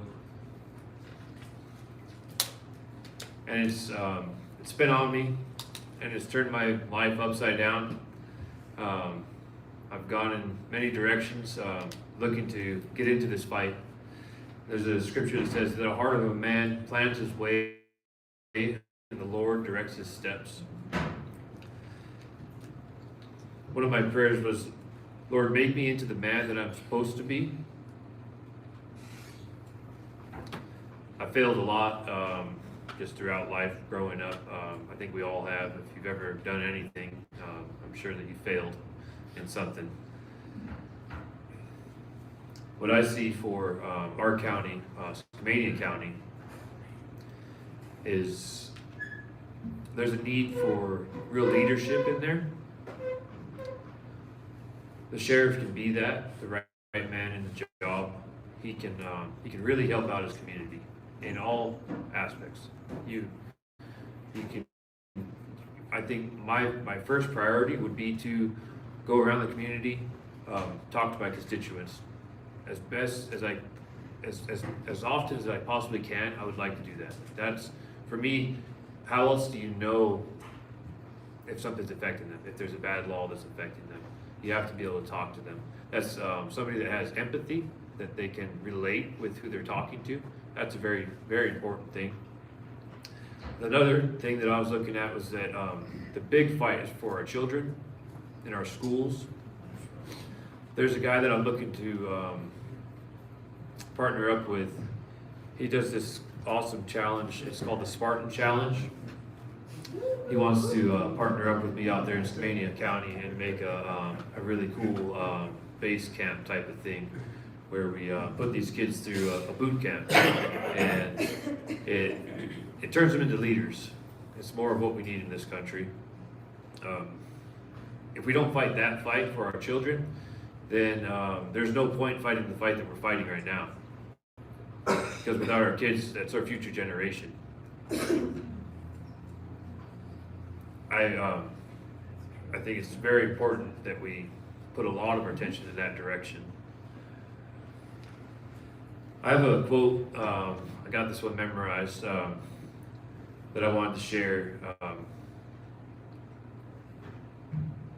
believe it was Abraham Lincoln that said this, that if danger were ever to approach us, if destruction were to be our lot, as a nation of free men, we must either live for all time, we must either endure for all time, or die by suicide.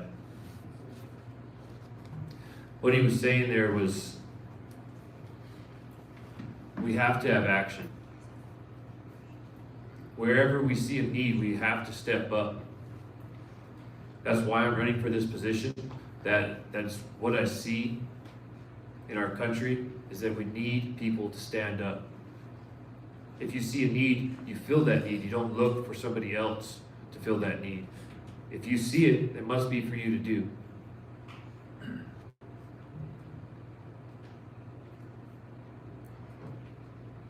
I will protect the rights of the people. And I will always have hope.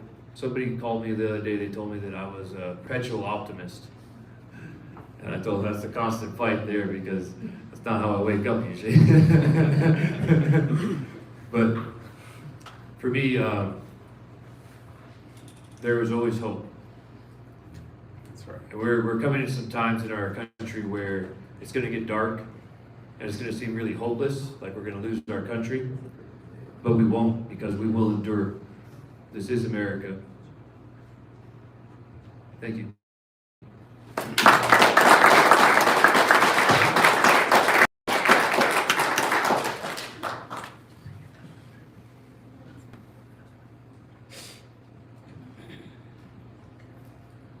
All right. My final question in my segment. Since our rights are inherent, inalienable, and cannot be abrogated, then how would you have handled the past 2 years of the pandemic differently while keeping the citizens' rights intact?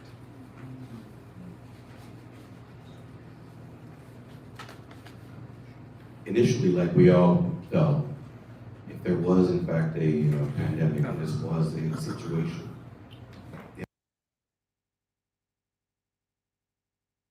we were told, what was it, 14 days to flatten the curve? We were told that. And we all believed it.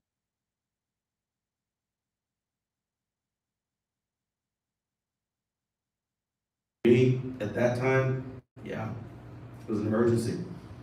I believed it. From the bottom of my heart, I did. And I believed that the government was telling us the truth. The question is, knowing now what I know, knowing now what I didn't know then, I would have waited until after that 14 days, and still then the curve got flattened, and still we maintained this horror where we closed businesses, closed shops, denied your right to go to worship, and continued that even to this day with this emergency. No. I'm on record of saying that I was absolutely against any mandates. Absolutely. Mandated masks, mandated vaccines. I'm on record for saying I'm absolutely against it. It should not have happened. We should never have started to take away the rights of our citizens in that magnitude. What else would I have done differently? I would have demanded of all of our representatives that they make legislation immediately which denies the governor this continuous emergency. We should hold them accountable. We must not allow this kind of tyrannical behavior to continue. So I would have demanded of my representatives, make that law 14 days, okay, 30 days. But after that, it has to come back to the vote of the people. That means what we decide as a people, not what one single man decides. So that's what I would have done in the past. That's how I would respond even to this day. I fear that we have come very close to crossing the Rubicon. I hope we have not. And I'm believing that we have not crossed the Rubicon. We as citizens must demand that our government is responsible and responsive to us as the citizens. This has not happened. And knowing what I know now, we will not allow such things to continue, as your sheriff.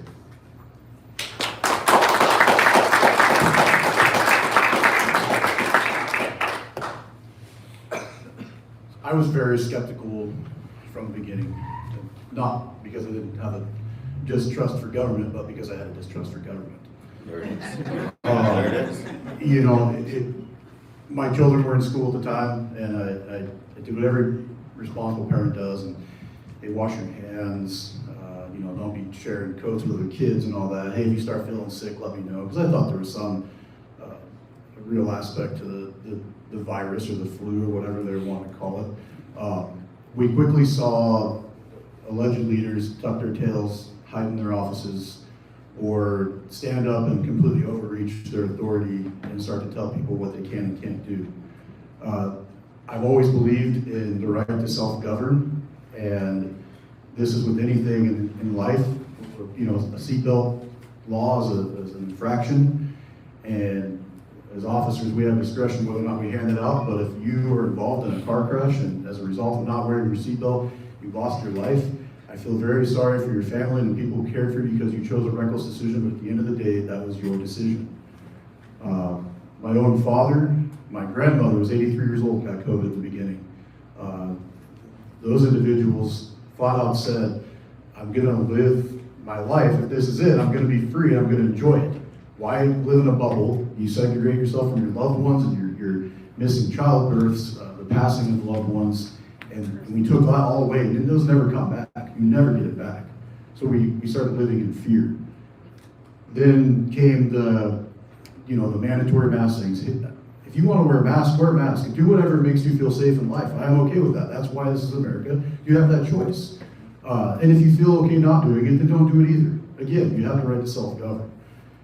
You know, the masks came on, the harassment of citizens at some levels started to happen.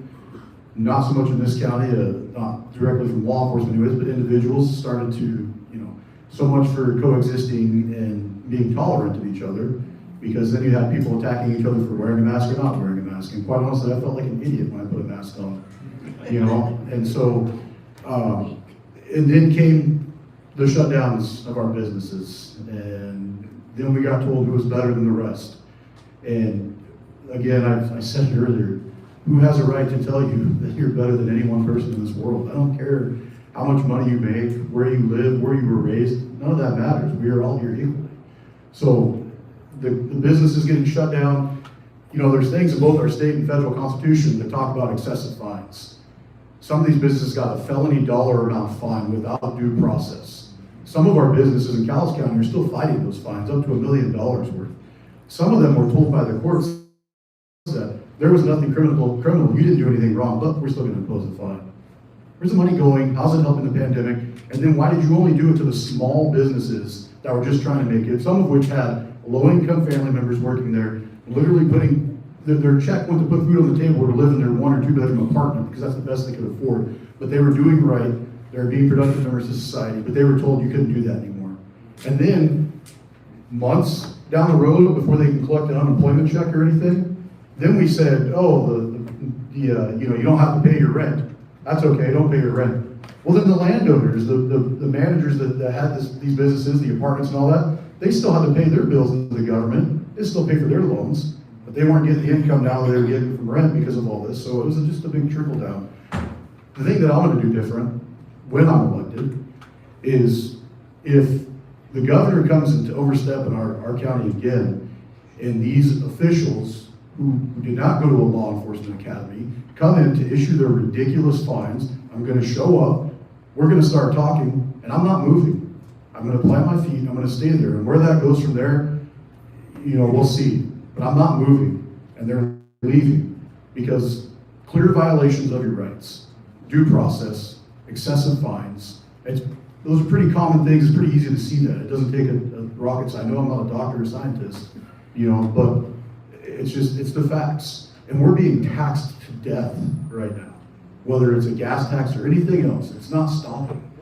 So, like I said, the first thing I'm gonna do, because the businesses I think were the biggest ones who took a hit to this, whether it was a daycare or a restaurant or you name it, I'm gonna show up in my official capacity, and I'm gonna let that L&I representative know that you don't have jurisdiction in my county, and that you need to go back to Mr. Inslee. We can have a conversation. I can tell him it doesn't need to be written, it needs to be read, and I will educate you, sir, respectfully if you choose to do so.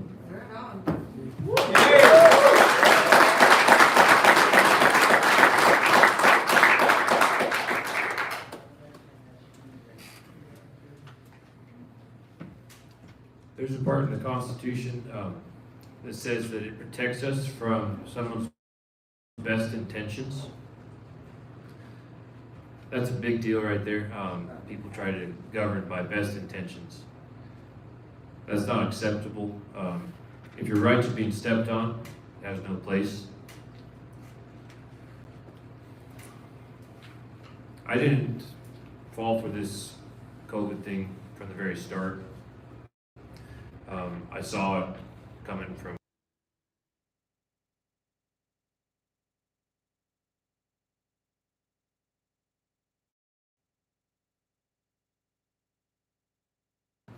the church I go to Living Faith Church in Stevenson, and our pastor saw it the same way. He closed the doors for a week to evaluate and then opened back up. He said, we're not going to listen to this. That's our duty as the American people, that we evaluate.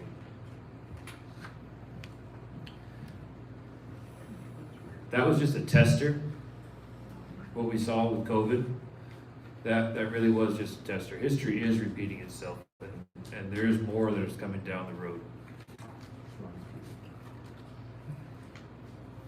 I wouldn't wear a mask. The businesses said I couldn't come in because I wouldn't wear a mask. I just gave my business to the businesses that would allow me to go in without a mask. You use your money as your vote, as your voice. That's a big one. That came against our very liberty. The ability to travel around without being restricted.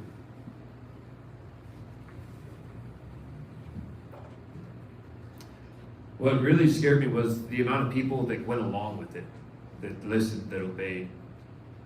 And I get in fighting, there's tactics. You don't fight every fight, because then you will be rendered ineffective with some of the fights that you fight. But there are certain fights that you absolutely do fight. And I would say that any fight is worthy if it comes against your rights. As a fight that you were called to fight, that you were called to stand up right then and there. One of our founding fathers said it this way, that if you will give up just a little freedom for some temporary safety, you will have neither, and you deserve neither.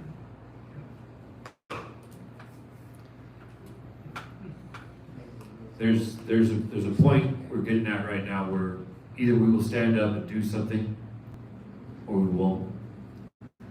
That's in our voting. The biggest thing we have right now is our voting. And what's happening, what's coming down the road, everybody's seeing it. That's the distraction. They're trying to rule by fear. It's very important for us.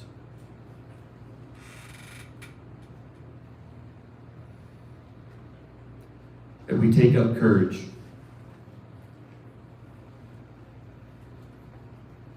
That we make those hard stands.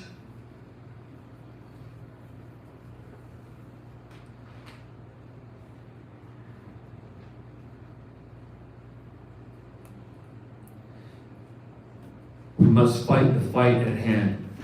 That's the biggest thing that I've been seeing, is that if you miss the fight that's coming right now, there will not be another one. This is the last stand for our country right now, here and now. We do not live for the next fight. There will not be another fight. It's either we stand up now, we uphold this country and our freedom, or we lose it. That's it for me. Thank you.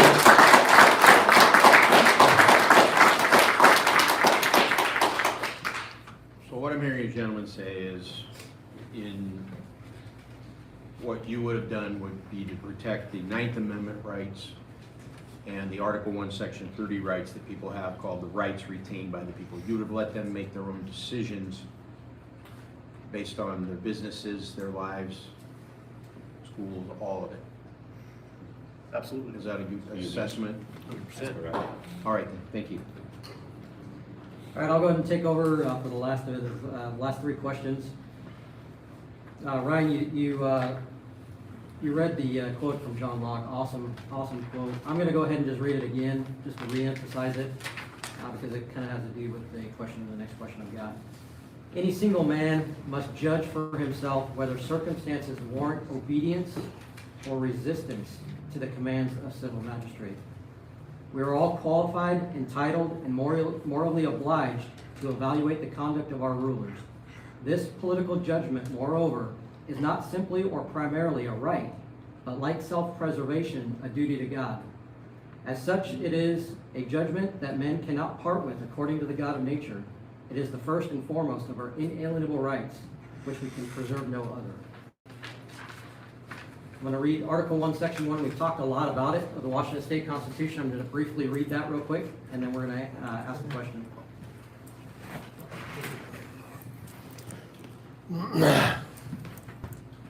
Article 1, Section 1 of the Washington State Constitution. All political power is inherent in the people, and governments derive their just power from the consent of the governed, and are established to protect and maintain our individual rights.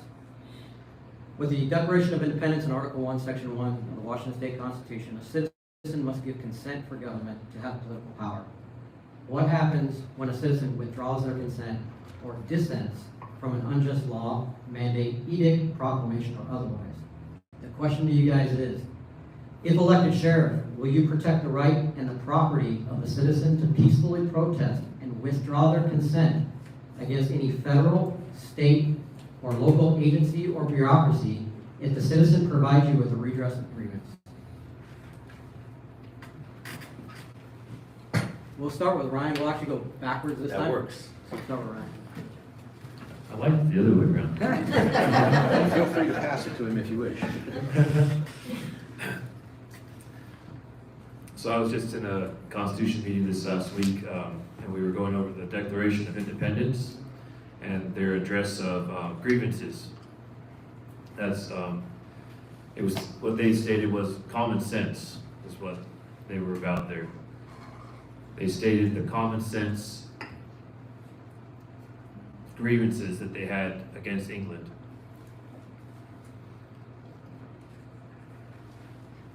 The people absolutely do have all power and authority in this country.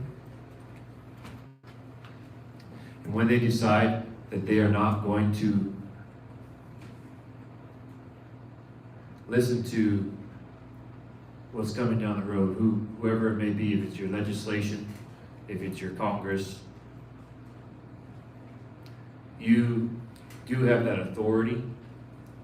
It must be done with the law. If we do not use law, we are a land of laws. So as sheriff, I will stand with the people. I do not agree with some people that think that legislation is God. It's not.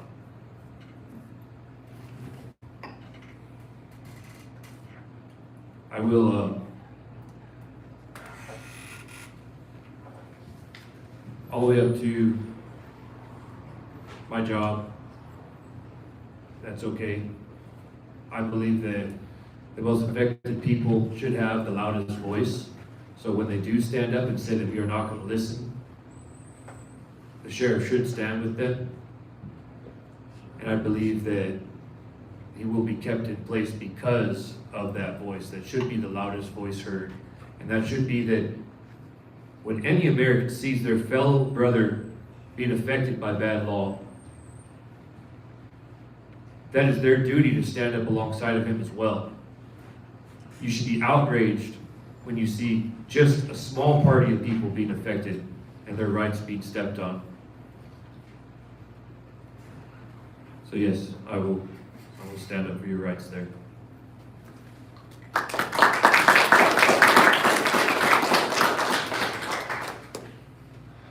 Part of what you read stated to protect and maintain rights, and that's exactly what it's about. The position that any elected person, their authority is granted by the people who put them in office. That's why they put them in office, to represent them.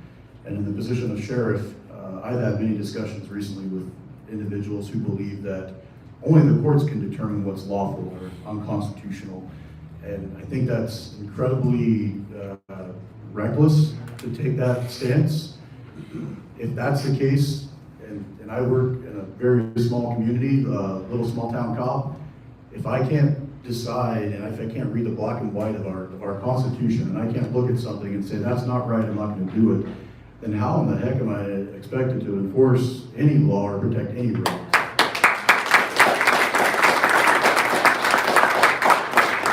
We're all supposed to be reasonable people, and it's funny, you mentioned common sense. In 2005, I had a very heated exchange while in Iraq with my direct line supervisor as to a mission that he wanted us to conduct, and not getting in all the details, but my response was, it's common sense. We're overthinking it. This is common sense. Why are we doing this? We've done this 1,000 times. His response to me was, common sense isn't so common. And I think that we have fallen into that today's world, that common sense is so common. But it literally does come back to that. I mean, you can pick up a book. I said it doesn't need to be rewritten, it needs to be reread. Any one of us can read the words in the black and white. That's and right. It doesn't take a rocket scientist, it doesn't take a doctor or a scientist to figure out that it's to maintain and protect individual rights. And that's exactly what we'll do. I will speak out against it, I will stand with you, and those things won't be enforced. And I had a citizen during the break ask me about what if their rights are being taken advantage of or violated by another agency.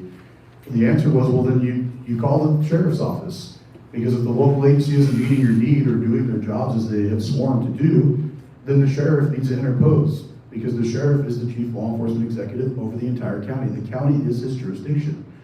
We give respect to our local jurisdictions within the cities because that's appropriate. But that can also be revoked by the sheriff if it is not being properly maintained and conducted.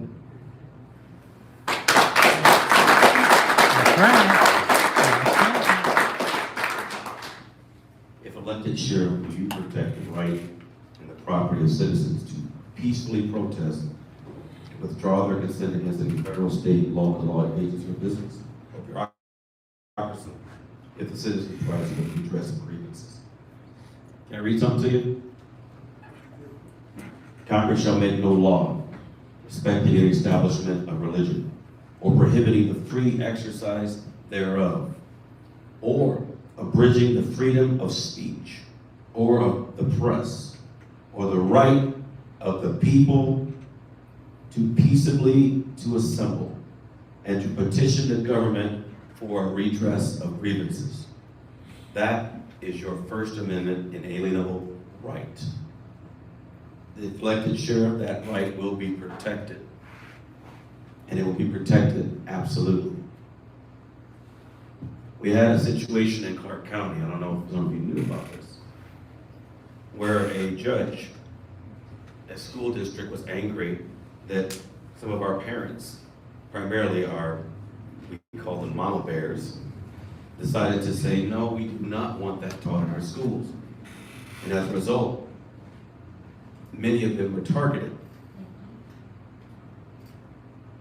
And they sought a restraining order against the person, the daughter, and anyone who decided to protest within a mile of any school district property. Did you hear this? Yes. Within a mile of any school district property. That means that for all practical purposes, as many school district properties are around, you could not protest. Or if the school decided that that was disruptive, who got to decide what's disruptive? The school district. Even though there is already laws on the books against disrupting school activities. I should know, I was a school resource officer. So why was this restraining order there? It would prevent peaceful assemblies. It would prevent to redress of grievances. This is a blatant violation of your constitutional rights. And as your sheriff, that would not have been enforced at all. Thank you.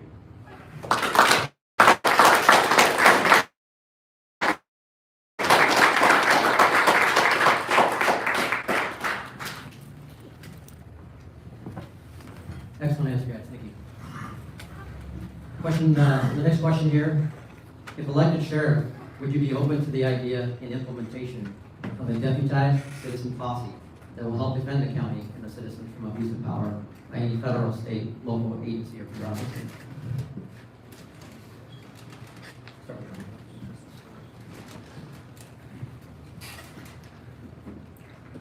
you. Yes, I actually think that's a pretty good part of our country. The infrastructure of our country is the sheriff has the direct backing of the people.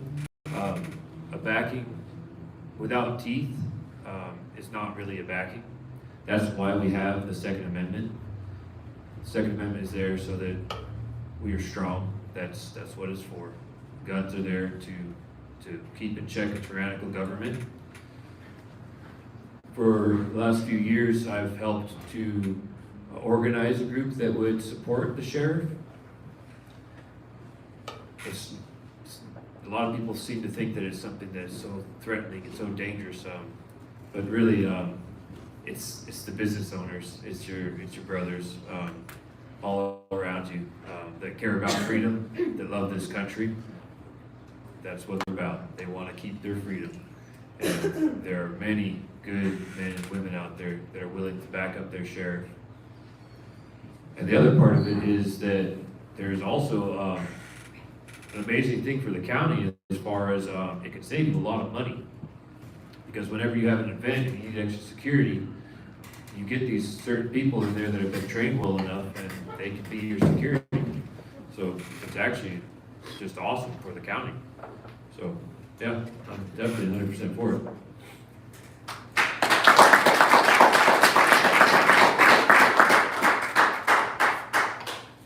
Like Ryan says, I'm also 100% for it.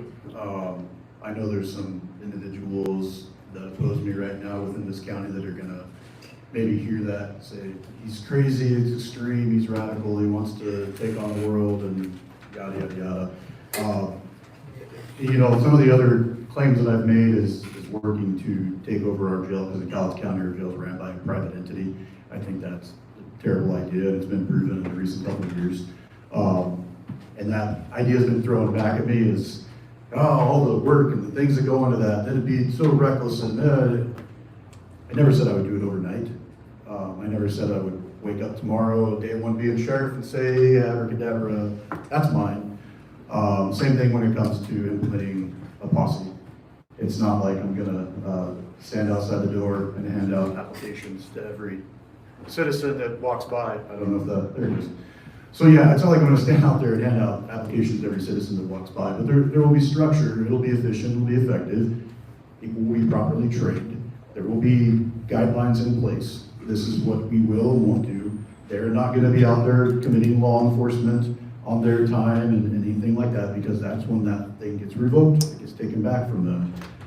So yeah, I am in favor of that. It is something that I will work to do within reason, by being effective and efficient and thinking like a human and doing it properly for the safety of our community.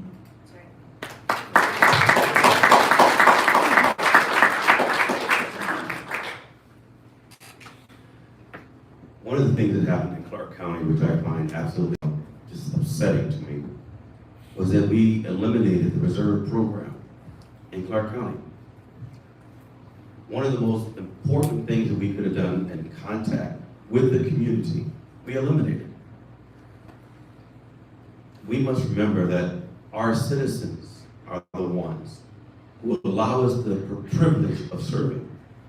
And when you can involve the citizenry in not only protecting themselves, but being responsible for their fellows, that is absolutely critical. So yes, I'm going to reinstate the Reserve Officer Program in Clark County. When it comes to about, will you stand against state, federal, or local agencies or bureaucracies that violate a citizen's civil rights? I think I've already answered that question. I will not allow anyone to violate your civil rights.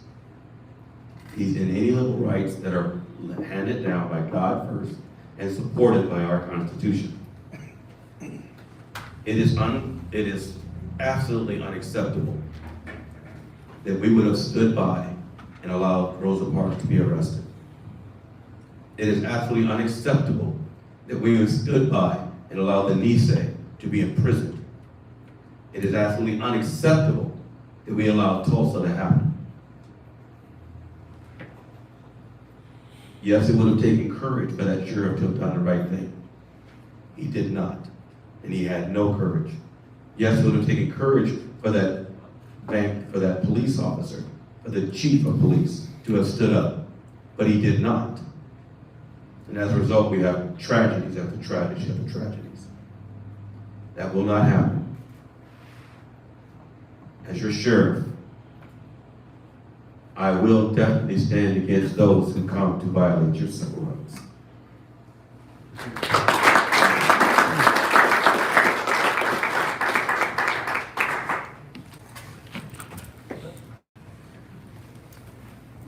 Excellent answers. Just to, for a point of information, Clickitat County Sheriff Bob Sonder has a posse in place that I think we can replicate. And so it's not an out there idea, it's already in action. I think he's the only sheriff in Washington State that has a posse in place. But it's definitely room we can do, because it's already been, it's not out of the question for that. So I appreciate your answer, thank you. Last question, and this is the ultimate reason why we were here, the reason why I called this meeting together with the three counties coming together to hold the line. To each candidate, if elected sheriff, will you pledge to work with each other and sheriffs in other jurisdictions to hold the line of liberty and protect the rights of your citizens according to Article 1, Section 1 of the Washington State Constitution?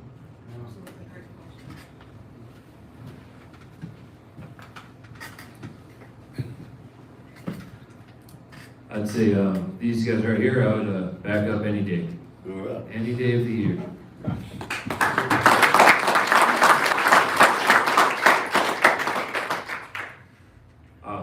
I've got this, the end of the declaration I wanted to recite was that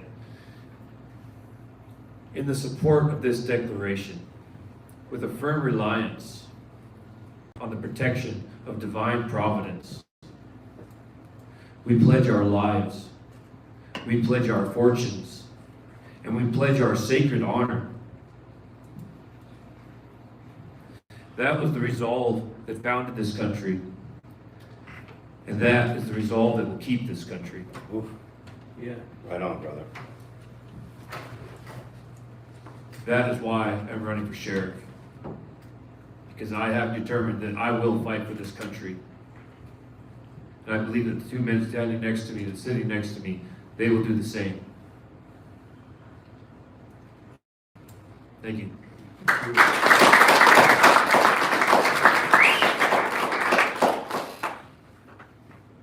As important it is for me to be elected, it's also just as important for me to be willing to work with the surrounding counties.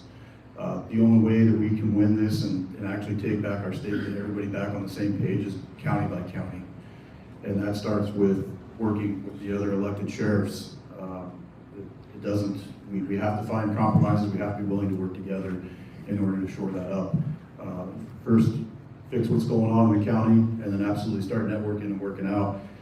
Because community is one thing, if I'm gonna say that we're gonna stand and push back when these overreach, the government comes in and our citizens start to do that.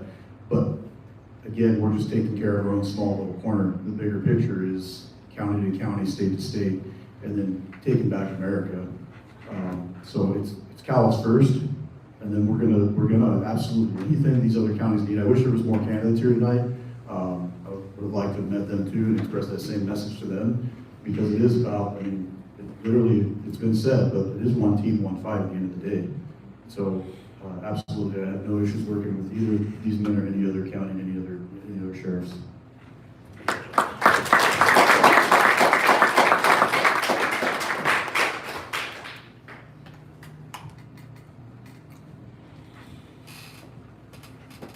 It is critical that we work with each other. We work with other sheriffs, those people that are willing to uphold our Constitution. Obviously, these men will. I will. We will work together as a united front against anyone who violates your civil rights, who violates your constitutional rights, who violates your right to life, liberty, and the pursuit of happiness. Your political affiliation is irrelevant.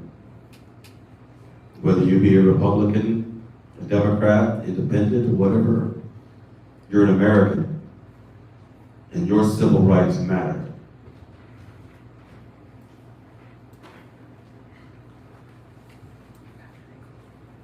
We cannot and we must not abrogate the basic God-given tenets of our country for fear that we would lose our constitutional republic. It is critical that you, the citizen, stand up for this Constitution. That you, the citizen, whether you be black, white, or any other race, because there's really only one race, the human race, and that you stand up, make your voice known. Do not tolerate when someone else's civil rights are violated and you do nothing to help them. When you hope and pray that someone inside of your house or where you are far enough away, that they're not affected. You all have heard that if good men do nothing, evil will prosper. It happened in Germany. It happened in Tulsa. It must not happen here. I come to you boldly and without reservation or apology. I said it once and I'll say it again. We are in the civil rights battle of our time. If you do not believe it, you simply need to look to that one thing I told you earlier about, where a judge made a decision that you will not protest, that you cannot peaceably assemble, that you cannot gather and seek redress. When a tyrant like that arises, are you willing to stand up? Are you willing to do what must be done? And demand of your government, demand of the people around you, to say, thus far no more. And you hold the line. Thank you.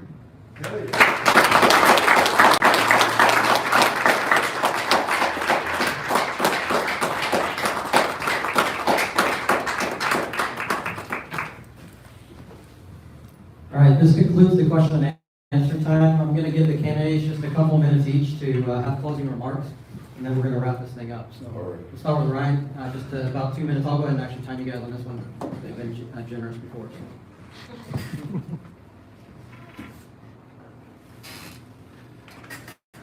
I'd like to thank all of you guys for coming here and listening to us. One of the things I would say is in these elections, there's been a lot of distractions. I would encourage you to support your candidates as best you can.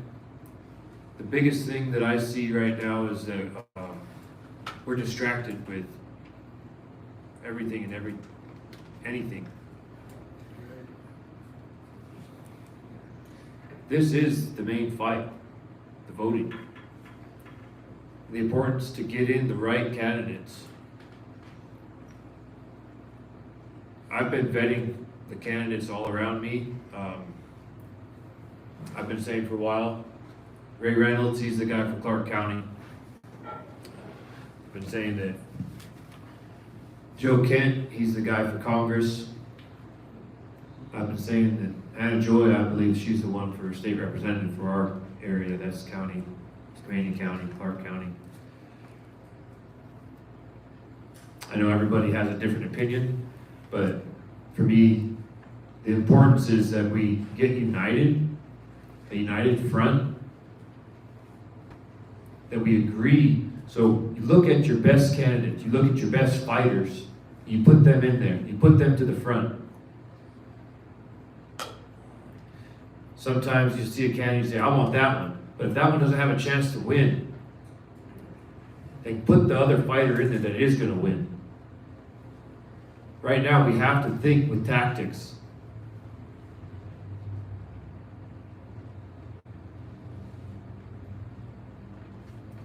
I'd say this guy right here, he'd be a good one for this county. Guaranteed. I hope that you guys do your very best for him. What I'm saying is that there needs to be a fire on every one of us to push these candidates through. Because if we don't have that push, if you think that somebody else is going to do it, that's called faith without action. Faith without action is dead. We must have action in this country. Thank you very much.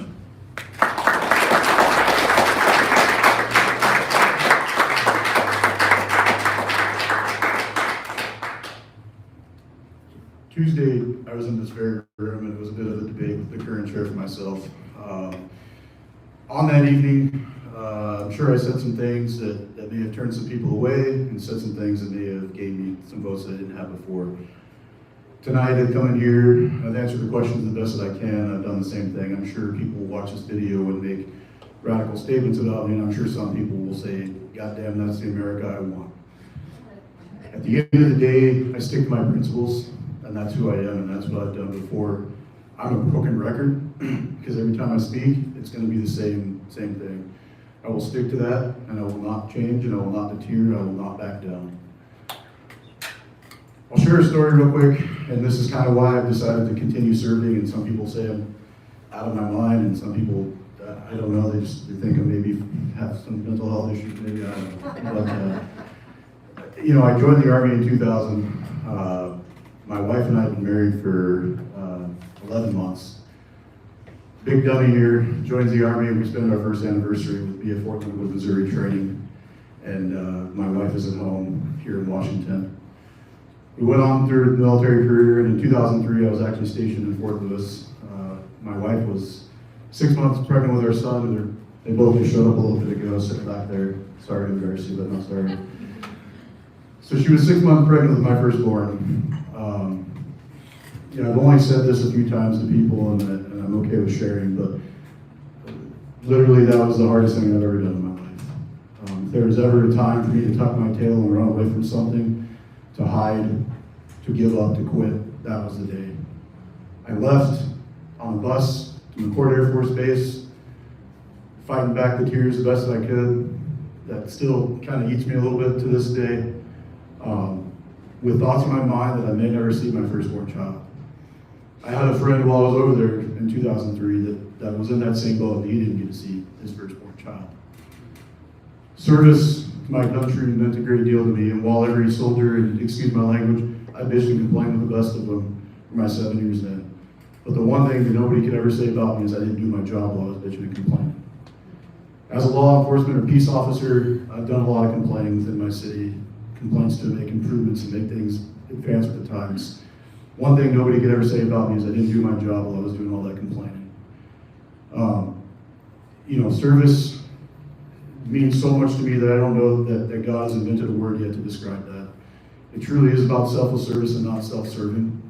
I know what it means to want to sacrifice and give up everything, including my family, and put them, to put them in second place to everybody else's needs or wants or desires.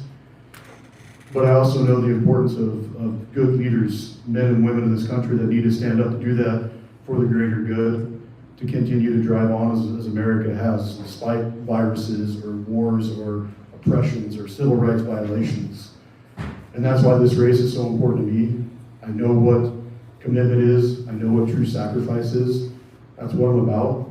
And like I said earlier, I am a broken record. I will not change my attitude, my goals to what I'm trying to accomplish here, or my missions.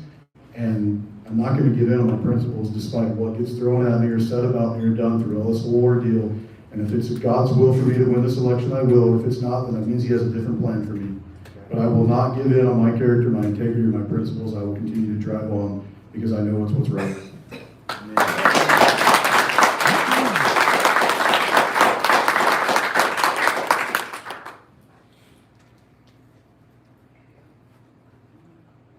We have an obligation. You have an obligation to leave a heritage to those who come behind you. You have that obligation to your children and to the generations that are coming behind you. Many of you have fought in the military, and you fought and were willing to give your life for this country. And many of your friends did just that, gave their life. Each of you in this room, each of you online, each of you, you have an obligation to all of the upcoming Americans that we give them a nation and to be able to enjoy a nation as we have enjoyed it. To enjoy the freedoms, to enjoy the liberty, to enjoy the right to seek happiness. If you do not give them that opportunity,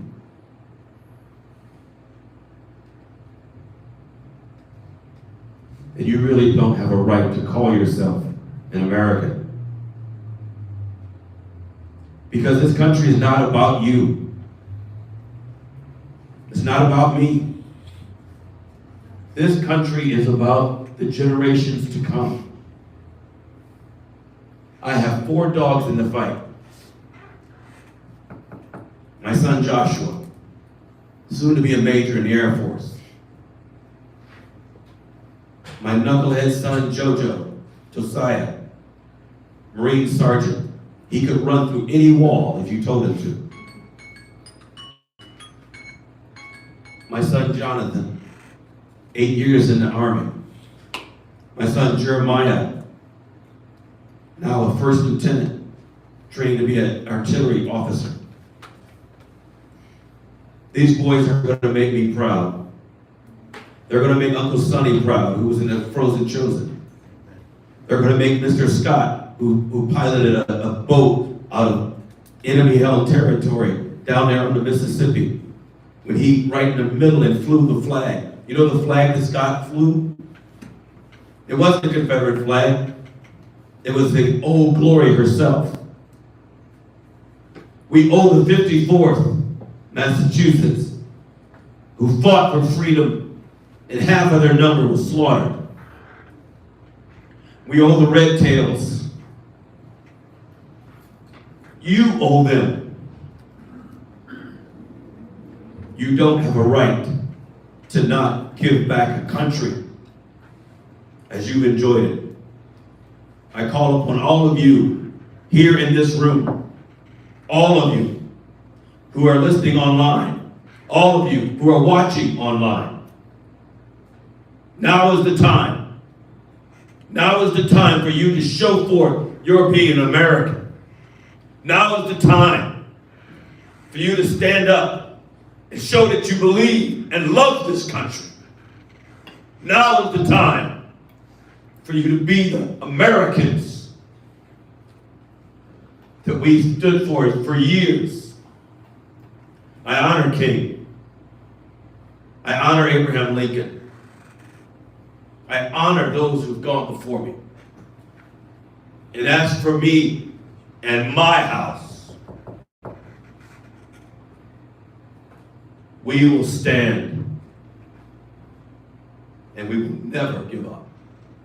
God bless America, and God bless each and every one of you.